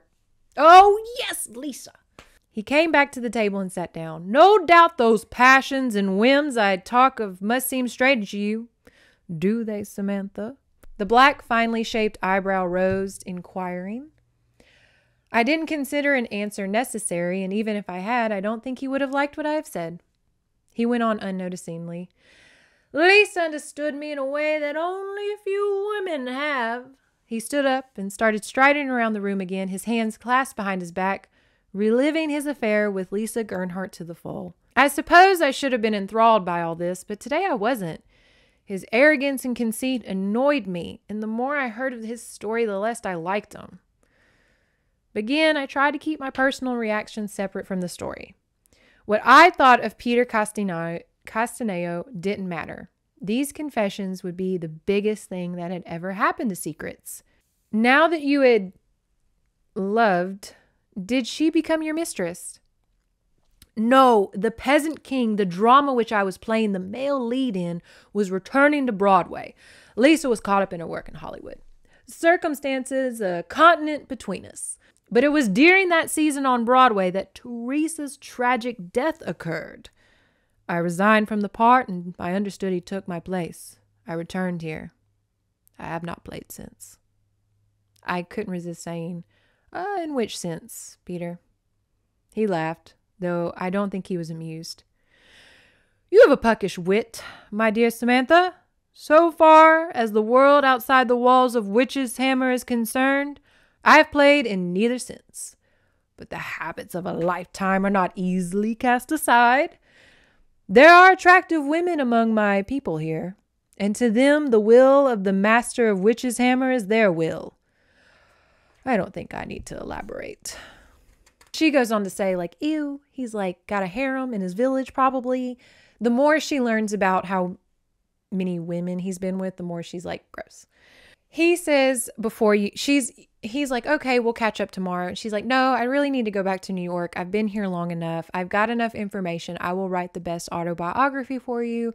And he's like, it's Richard, isn't it? And she's, I'm sorry. And he says, I see the way he looks at you and him. Y'all are in love, aren't you? And he says, I envy Richard. Do you know that, Samantha? I mean it, Samantha, he said softly. I withdrew my hand. Samantha, I've been perfectly frank during all our interviews, and I realize that much has been repugnant to you. Still, you must remember that the women I loved were equally to blame. Loving me was a status symbol to them, an achievement. I'll try to remember that. But Teresa wasn't like that. True. Teresa wasn't like that. Have you ever thought that if you had tried to love Teresa, you might have found happiness with her? Oh, yes, often, he said breezily, but her jealousy made it impossible. When you marry, my dear, I strongly advise you to not make the mistake of indulging petty jealousies. He kissed my hand again. I hope you find great happiness with Mansfield, Samantha. Cheryl and I will be most interested to see how it works out. She asked if she may interview Sasha. That is the only person that she has not spoken to. So he rings for Sasha. And he's like, you're not going to get much out of him. He's a real quiet cat. Sasha doesn't give any more insight into the true death of Teresa, what happened that day. He's just like, just agreeing with Peter. Kind of says, nods and's like, yeah, that happened. And then Peter and Sasha divulge into a new tidbit of this story, in the sense that the hospital that Peter went to, remember when he was ill, was actually a sanatorium. He became mentally unstable after Teresa's suicide, and Sasha and Cheryl came to visit him, and Sasha, over a few visits, began to calm Peter back to, quote, normal. And Peter realized in order for him to not be crazy, he had to come home to Wichez Hammer and have Sasha take care of him. She asked Sasha how he calmed Peter, and he says that it is a professional secret. Sasha looked at me for the first time. I really felt the full impact of those dark gleaming eyes. A strange numbness, a drowsiness touched my confusion and by now frightened mind. This story is evil, he rasped. It will destroy him. Write it if you will. It means nothing to me. But it will destroy him. I saw Peter's face pale visibly beneath his tan. His whole body tensed, and I could almost swear his hands were trembling. Why, Sasha? He smiled suddenly, a smile that I thought was probably the most hideous and terrifying thing I had ever seen. Perhaps I will tell you why, but not here. Not now. He turned away, and I could only feel relief. Sasha, wait, please, Peter, tell him to come back. I had never called Peter Castellano by his first name before. I hadn't intended to then, but the realization that I had brought me back to a semblance of normalcy. I watched Sasha close the door behind him and turned to Peter. Why didn't you keep him here? I demanded. He shook his head wearily and sank down in his chair. I'm very tired, Samantha. You see, I owe Sasha a great deal. I'd like to rest now. What had happened to me? Why had I tried to keep Sasha here? I had to get away, back to my room, so that I could think about everything that had just happened. I understand, Mr. Castellano, I said, standing up. I looked at him in amazement. His elbows rested on the table and his head was in his hands. What a transformation, I had thought. Could this dejected, tired, old man, and he did look old, could this be the same man to whom I had been talking to not 5 minutes ago? The gay confidence, the haughty, rather overbearing manner had disappeared. He seemed so weak now, so spiritless. Then I realized I was glimpsing the real Peter Castellano, the man behind the sparkling veneer. She goes back to her room. Maritza informs her that they can't find Katya and they think she ran away. And Samantha's like, oh, I guess that's a good thing because, like, y'all were always vying for who could be Cheryl's maid, like the top maid. And you should be pleased. You always wanted to look after Mademoiselle Cheryl. She told me that herself. You and Katya used to quarrel about it. We quarreled, yes, but we were friends. We even wore each other's clothes, she said, almost on the verge of tears. Maritza, are you trying to tell me something? Mademoiselle, I knew each of her dresses, shoes, everything that was hers. They say Katya ran off. She is not in villages, not in forest. She is not in house. I don't think she is anywhere, mademoiselle. I think she is dead. For all that she took with her is her night dress. No shoes, no comb, anything. Are you sure? I am sure. I do not expect you to believe me since you think I am liar. I remember the running figure, the frightened face. Sasha. What color was her night dress, Maritza? White, mademoiselle. The same as mine. It could have been Katya, not Maritza. I hadn't noticed how often they looked alike. Shit, perhaps I was wrong. You say they searched in the forest for Katya? They searched everywhere, mademoiselle. Then someone must tell the cops. Maritza remained silent. I will speak to Monsieur of this, Maritza. If I cannot persuade him to call the police, then I will do it for him. He will be very angry, mademoiselle. And there will be others who feel same. I wanted Igor to do it, but he will not. He feels it will be treachery. So she's essentially going on saying no one calls the cops in Wichez Hammer because then people start snooping around Wichez Hammer and they don't like that. And it would be betraying the family. And then Samantha wonders if Katya was one of Sasha's creatures, remember? One of those women that he called to.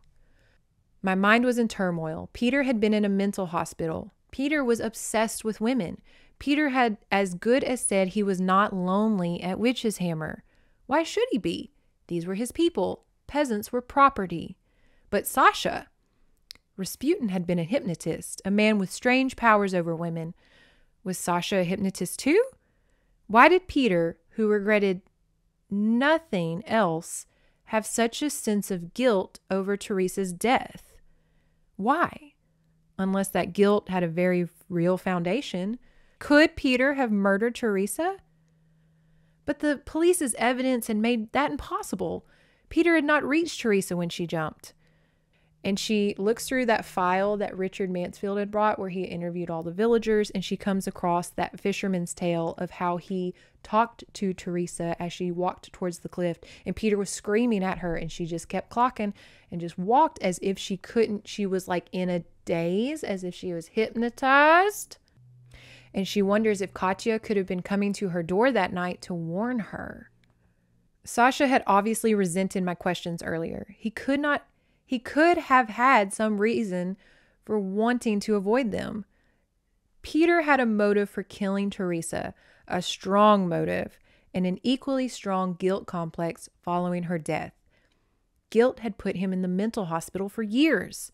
And even there, Sasha was influential. Sasha had calmed Peter where the psychiatrist had failed. Their association was a strong one.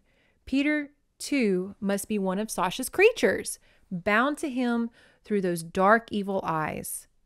Could Sasha have sent Teresa to her death, either for Peter's sake or on Peter's orders? What if it had been a murder and not a suicide? Now I was alone at Wichez Hammer, alone among murderers. The story is evil. It will destroy him. Sasha had said that of Peter. Might Sasha not try to kill me to prevent that story from being published? There is a phone in her room. And she goes to pick it up to try to reach Richard. Because remember, Richard left today for New York. And she's trying to reach him. She calls operator. Long distance. I want to call New York. Your number, please. I could scarcely repeat it. What number are you calling, please? I gave her Richard's number. Please, operator, this is a very urgent call. Hold the line one moment, and I'll try to put you straight through. Hello, Richard Mansfield speaking. Is that you? Samantha, I've been trying to get a hold of you all afternoon. What's the matter? Is your phone on the blink? Whatever that means. Richard, there's something I have to tell you. There are a lot of things I want to tell you too, Samantha. I've missed you. Richard, shut up. Listen, today Richard, are you there? Operator! The line has been cut. It's dead. Dun, dun, dun. Last chapter. And as usual, this is where everything is crammed in the weirdest way. It's the weirdest fruitcake hodgepodge of a chapter. And it's not super good. But let me tell you. So Samantha finds herself Samantha's laying there. She's scared out of her fucking wits. She wants to leave this castle. She's trying to oh shit. Fuck. I gotta get out of here. And she's just trying to wonder. She hears I forgot about this. I'm so sorry, y'all. It wasn't super important, but right now it's important. So there are dogs that are let out on this estate at night. Sasha owns big guard dogs, and he lets them out at night. Anyways, so she learns that on a tour throughout the house. Again, it wasn't crazy important, but I guess right now it is. My bad. Anyways, she hears the hounds running amok around the estate, and she's like, shit, I can't physically leave this castle. Cool. To which, I don't know, I'll fight a dog.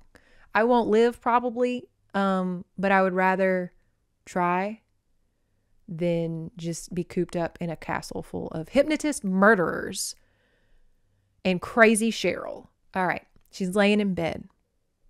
She's trying to stay awake. She does not want to fall asleep. She is scared to fall asleep in this home because every time she's fallen asleep, crazy things have happened. So she is trying to stay awake and just wait until the morning when she can leave.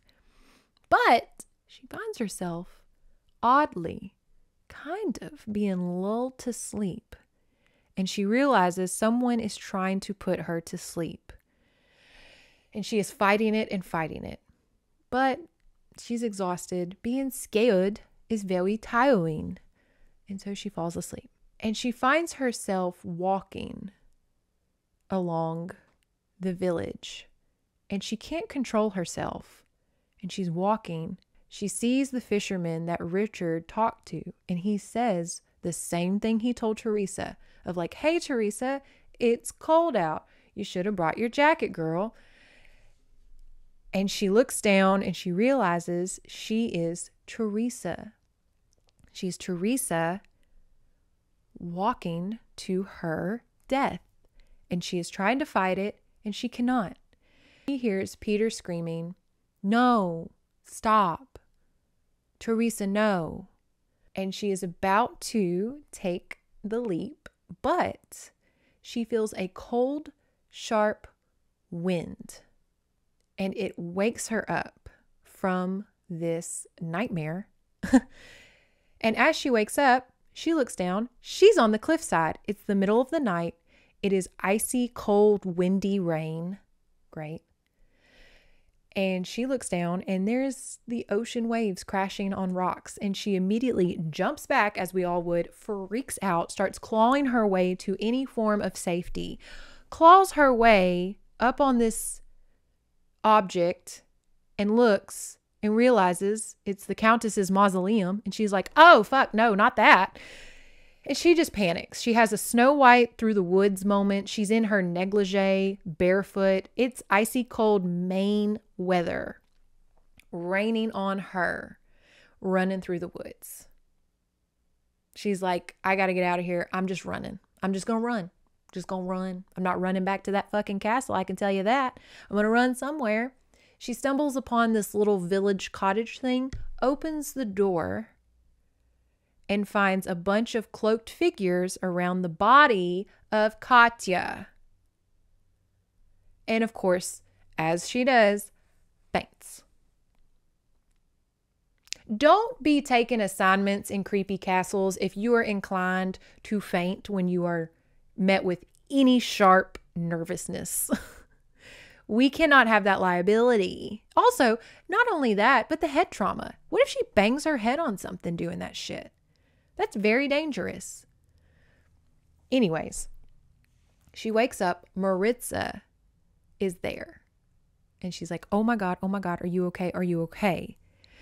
Long story short, I say long story short as if this hasn't been probably 3 hours long. Maritza tells her that the village men found Katya's body. Okay? Found Katya's body in the rocks on the cliff. She had done the same death as Teresa.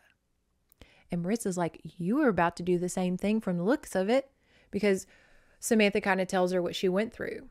And Maritza's like, look, we're all done with this shit.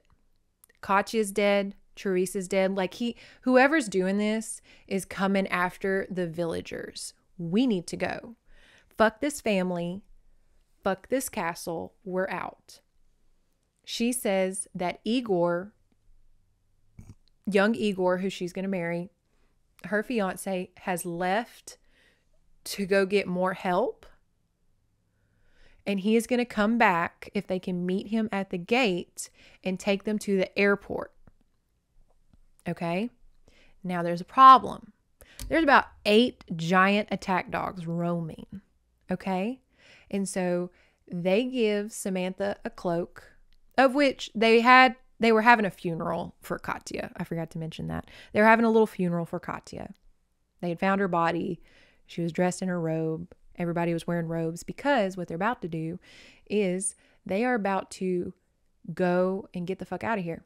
So they have their cloaks. They give Samantha a cloak and they give her a club, because they're like, you're going to have to beat a dog to death. I'm sorry. And Samantha's like, great. So glad I took this assignment. So they form 2 lines. That way the dogs have to run through 2 lines of women with clubs, and they beat like 8 dogs to death. But they hear someone coming, because they hear, a bunch of dogs dying. A lot of and they hear someone coming, and they're like, we have to hide the bodies of the dead dogs, because if someone sees 8 dead dogs, they ain't gonna come closer. I don't know. They're trying to lure in whoever it is. They think it's Sasha. What was I doing here? Caught up in the mass hysteria. I was trembling again, not sure whether it was from fear of what my companions had done or fear of Sasha. Mamselle. Maritza was tugging at my sleeve. Yeah. I help open gates. I see garage. Igor is not back yet. Not back? Then how can we leave this place? Maritza, this is wrong. I'm afraid. So am I, Mamselle. There's evil in us tonight. This is not what we intended. Can we slip away together and meet Sasha? I was shuddered and silent. We stood close together under the wall, waiting with the others. Only those closest to the gates could see into the courtyard. But there was no fierce dogs in there now. Once through those gates, we'd only have to pass the outer gate to pass. He's coming. I was too frightened to move. I could hear his deep voice call, but none of his dogs responded. On the other side of me, I felt my big companion grip her axe tighter. She was breathing with a hissing sound. Sasha stopped calling. His footsteps died as he left the gravel and gained turf. I found myself holding my breath. I could hear Sasha coming closer, muttering, angry to himself. Then I saw him. He had stopped and was peering out through the gate. For one long moment, Sasha's powerful, evil glance penetrated me. I froze where I stood, certain that no mere woman could protect me from the total destruction he clearly intended for me this time. Then I saw them, dark shadows slipping silently from the wall on both sides to bar his way back. Sasha whirled, almost snarling at the menacing figures. Then the woman began edging out from the wall in the shape of a crescent. He cried something in Russian and held out a hand toward them. He took a step backward and then another. He posed as though for flight, but he was too late. The crescent was turning. Already its wings outflanked him. He started to speak, his deep voice heavy with fear and anger, and as they crept toward him, he backed up steadily. The gate was well beyond his reach now. They were forcing him slowly backwards toward the cliff and the sea. I stood where I was, trembling, too horrified to move. Maritza gripped my arm tightly. The dark figures receded into the night, moving toward the cliff. Sasha's voice rose shrilly. no longer loud and angry, but distorted with terror. I could see him above their heads, silhouetted against the sky. I could see him taller than they. He screamed. I heard the sound grow thin as he fell, and then there was nothing. I screamed with horror and ran through the gates with Maritza. We raced past the house, our feet scattering the gravel. In the house, a light came on in the ground floor where Stephen and the other servants slept. A second light appeared above in either Cheryl or Peter's room. They run through the house trying to find the key to open the gate. They open it and they are running out in the driveway kind of area. We hear the squeal of brakes. It was the Rolls. Maritza was just as surprised as I to see it returning so late from the airport. But then we knew what had happened when we saw not one but two figures leap out and start anxiously towards us. I felt the strength of Richard's arms around me, the warmth of his face against mine. I heard his questions, but I couldn't reply. I could only cling to him, sobbing, until he picked me up and carried me to the car. It was then I saw Igor shouted and pointed toward Wichez hammer, and we saw the leaping flames in the upstairs window. Wichez hammer is now on fire. To which, can a castle catch on fire? That seems really hard. Anyways, it's on fire. Richard and Igor and a bunch of other men volunteer to try to get at least the people out of Wichez hammer, including Peter and Cheryl. One by one, the weary firefighters returned to us with news of the fire. We learned that it had started in Cheryl's room on the first floor. The men thought everyone in the house had reached safety, but they couldn't be sure.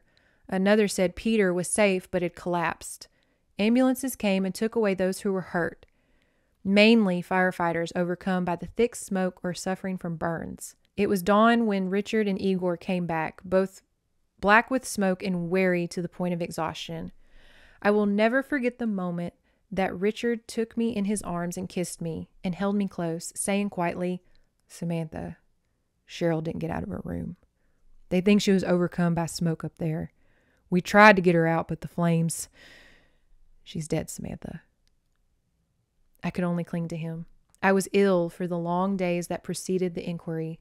There was conflicting testimony, but it was decided that the fire had started accidentally, probably when the capricious wind of that night blew the drapes of Cheryl's windows too close to the fire. The finding was that the fire caused Cheryl's death, and that one of the servants, Sasha, had fallen to his death while trying to escape the flames. Peter gave no evidence. Cheryl's death had been too much for his dazed mind. He was returning to the sanatorium where he still is today. My notes were lost in the fire. I wrote the Castaneo story in the way that Peter would have wanted it written. Mr. Latrobe's judgment had been sound. The serial was eventually sold into hardcover and sales reached the 100,000 mark. I live in California now with Richard and the children. Maritza and Igor and their children live with us. Igor looks after our 2 cars in the garden, and Maritza and I look after our respective husbands and children. We are very far away from Maine, but still, sometimes in the night I wake up, especially when the wind blows cold, and think of Wichez hammer. Only the presence of my husband's calm strength beside me brings me reassurance and peace. And that's the end. I know what you're saying because I said it as soon as I read it. Why is that the button? What does Richard have to do with any of this? He's just a guy. He just showed up. He's a Nepo baby because his uncle runs the damn publication company for one thing. What does he have to do with anything? And that's the button we leave on, is you are traumatized, but because you're married. And apparently she says she looks after her husband and her children. So does she not write anymore? Does she not write anymore? Because remember, he said that thing of like, oh, but you're going to be like writing so much all the time. And what if I want to kiss you? What? I know there's so much to discuss and I'm just harping on like this relationship. But honestly, that's the horror story of this novel is a woman gave up her career and associates the most traumatic night of her life, if not one of them, and gets comfort out of like, I don't know. Like I love my husband and he is my best friend and I would find comfort in his support. just seems unnecessary in this story. They don't know each other. This is honestly the only thing they've been through. What, that and the copier jammed at work one time? What? Okay, sorry. Let's back up. One, I apologize for not reading it verbatim. Again, I didn't want to get flagged for copyright and have to make y'all pay on Patreon. You know how it is. I know y'all wanted a story. Maybe I'll find like a cute short story. Oh, I know what I can read. There is a short story. So this is such a tangent. Hold on. We'll get to the critiques, but John Carpenter's The Thing was also a 1930s movie, which was also based on a short story. Do y'all want to hear that short story? Maybe I can read that real quickly. Anyways, honestly, this might be longer than the damn me recapping because I have so many thoughts and opinions on this novel. Okay, first things first. Why is Sasha...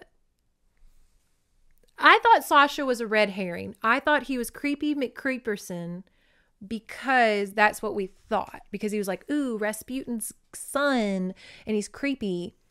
I thought it was going to be a red herring and that Peter and Cheryl... I thought Cheryl was going to have something in this. What was Cheryl's demise? Cheryl was a very complex person. We needed more of her. You know, I thought Cheryl was going to be into something, or Peter. I honestly thought it was going to be like a Dorian Gray situation because they kept harping on the portrait of the Countess. And I was like, and Peter looking young. And I was like, is the Countess Cheryl? Is there some sort of youth portrait soul hopping situation happening?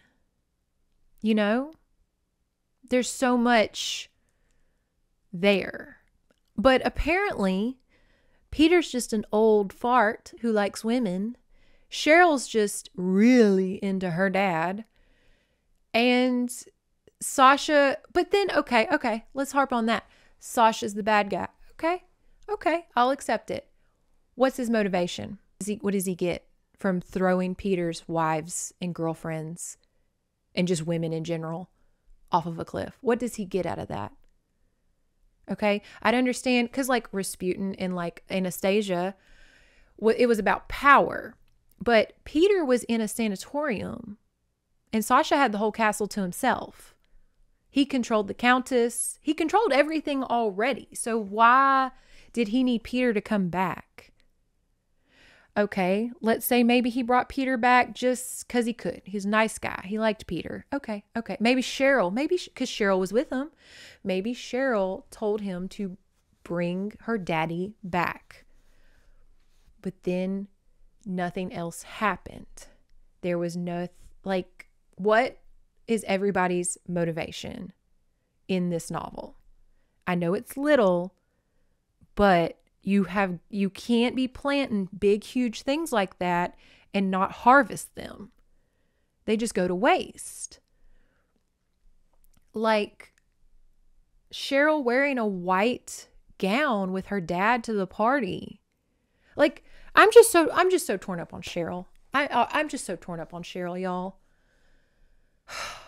What was her deal? Again, it was electric complex for sure, probably. I don't know. She grew up in a boarding school. And like the Countess, so much was on the Countess. And nothing came up. All of these seeds were planted. We have creepy Sasha. We have crazy Cheryl. We have horny Peter. And we have mean old Countess. Okay? We have a lot of little players. And nothing came of it. And it was like, no. It was Sasha all along. He was just a hypnotist like Rasputin. But why? Why did he want to kill Samantha? Because Peter's story of his lovers were going to get out? Why does that affect Sasha in any way, shape, or form? I don't understand. It just... And then the ending is Richard comes to save her? I'm sorry. A whole village of women just beat 8 dogs to death. I think that saved her more than Richard showing up from the airport. I'm just...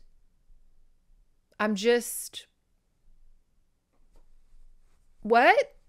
Things I would do to clean this story up, because I know everybody cares about what I would do. I would have made the villain. Again, I would have probably done a Dorian Gray situation, but then is that too on the nose? I don't know. I would have definitely given Cheryl a better demise. I would have definitely either A, freed her from her father's spell and her be like, oh my God, like I've been incestuous with my dad this whole time. Or I would have made her just crazy ass Cheryl and her just be like, if no one can have my father. Ah. But why was Cheryl so into her dad? Because I don't know. But then like they kept harping on like Peter looks so young. And it's like, okay. Again, it just gave the vibes of the Countess's portrait was always mentioned. Peter's youth and attractiveness was always mentioned, and his allure over women, much like Sasha. Like, why wasn't Peter and Sasha into something? You know, why weren't they into something? Why weren't they lovers? Why weren't they cahooting? And like made Cheryl crazy. Oh, what about this? Okay. Peter and Sasha because Sasha was old, remember? They were saying he was from like 1917. So again, that's a thing. Okay, so Sasha and Peter, maybe they have some Dorian Gray vampiric, like youthful magic. And Cheryl is the daughter. And to keep Cheryl from finding out, her staying in Wichez Castle makes her crazy. And so maybe that's why people don't leave, is because when you're in the walls of Wichez Castle, you get a little loopy because there's a spell around there. And so she's getting a little, and she's been there the longest. And so she's getting a little real crazy. But then how would you explain the butlers and the maids also being aware of how crazy it is, but they're too scared to leave? Okay, so maybe not that. I don't know. I'm trying to think and make a good story, unlike the author of this book. Or maybe Cheryl and Sasha have a thing where they're using Peter as a puppet to maintain the castle. And Cheryl's obsessed with tradition and like just the legacy of her family. Very cruel intentions. Just a rich bitch who wants to fuck her family members because they're so hot. And like Sasha's just in it because he was real tight with her grandma. And she's like, oh, maybe she wants to be the new countess. Maybe Cheryl wants to be the new countess. And she's like, I need Sasha to be by my side because he was by my grandma's side. They should have locked Samantha up in the tower. That was the whole point. The tower was so scary. It was so ominous. It was creepy. They should have locked her ass in there. And then she would have to get out of that busted window. And then that would have given the chance for Igor. Oh, what about this? What if one of the servants busted that window so they could go replace it and make it to where she could get out because they knew deep down Cheryl was going to lock her in that tower. And then she would have found out, oh my God, I can open this window now. The servants must have made it to where I can escape. And then she has to climb down this tower in this negligee in the icy cold Maine wind. And there's dogs barking at her. That would have made a much better story. I don't know. Let's all punch it up in the comments and just someone write something and then we'll just add to it in all the comments of just like, we could probably write a better story in the comments than the 127 pages right here. I feel kind of bad for how much I paid for this. Okay. That was great. That was a fun romp of a scary story. My next book. Okay. So I have 2 books left for spooky season. I have another Caroline Farr novel. It's bigger. I have another Caroline Farr novel. And it's got another spooky castle, another girl in a lilac dress running from spooky castle, another isolated mansion. I'm going to wait and read that one last because it's just too much Caroline Farr at this point. Now, my next novel is Vampire. It's just what it's called. And this one I think is the 80s. No? Okay, no. This is a 90s horror novel. So this one might be giving us Fear Street, might be giving us Chris Pike, Goosebumps. So I'm really excited for this one. I say I'm excited for all of them. But they don't let us down. They definitely give us something to talk about. This one is Vampire. Let me read y'all the back. Someone is stalking her. It's Darcy Thomas's summer home, the dungeon of horrors owned by Jake, the gorgeous green-eyed uncle she's just met. Great, more incest. Awesome. But the gory fun turns to terror when real bodies are found with the mark of a vampire on their throats. When Darcy discovers a lipstick-slashed note. You are my chosen one. Chosen for death. By who? Is it mysterious, evasive Jake? Or Elliot, his assistant, who hides behind dark glasses, always watching, never seen? Or Brandon, with his blood-red carnations and fatal charm? Or Kyle? Is he the friend he pretends to be? Or is it Liz, who always got what she wanted until Darcy arrived? Who can she trust? Can she unmask the vampire before it's too late? These are such 90s names. Jake, Elliot, Brandon, Kyle. It's like my whole first grade class. This one, it's thicker.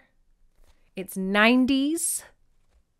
So let us friggin' pray to the Halloween Great Pumpkin that it gives us some closure more than Witch's Hammer did. Okay? Okay. With that, I will leave y'all to it. I hope I can get this out next week. Y'all, sometimes I want y'all to pay me some money because this is a mental strife of me reading these novels sometimes. All right, I will see y'all all soon.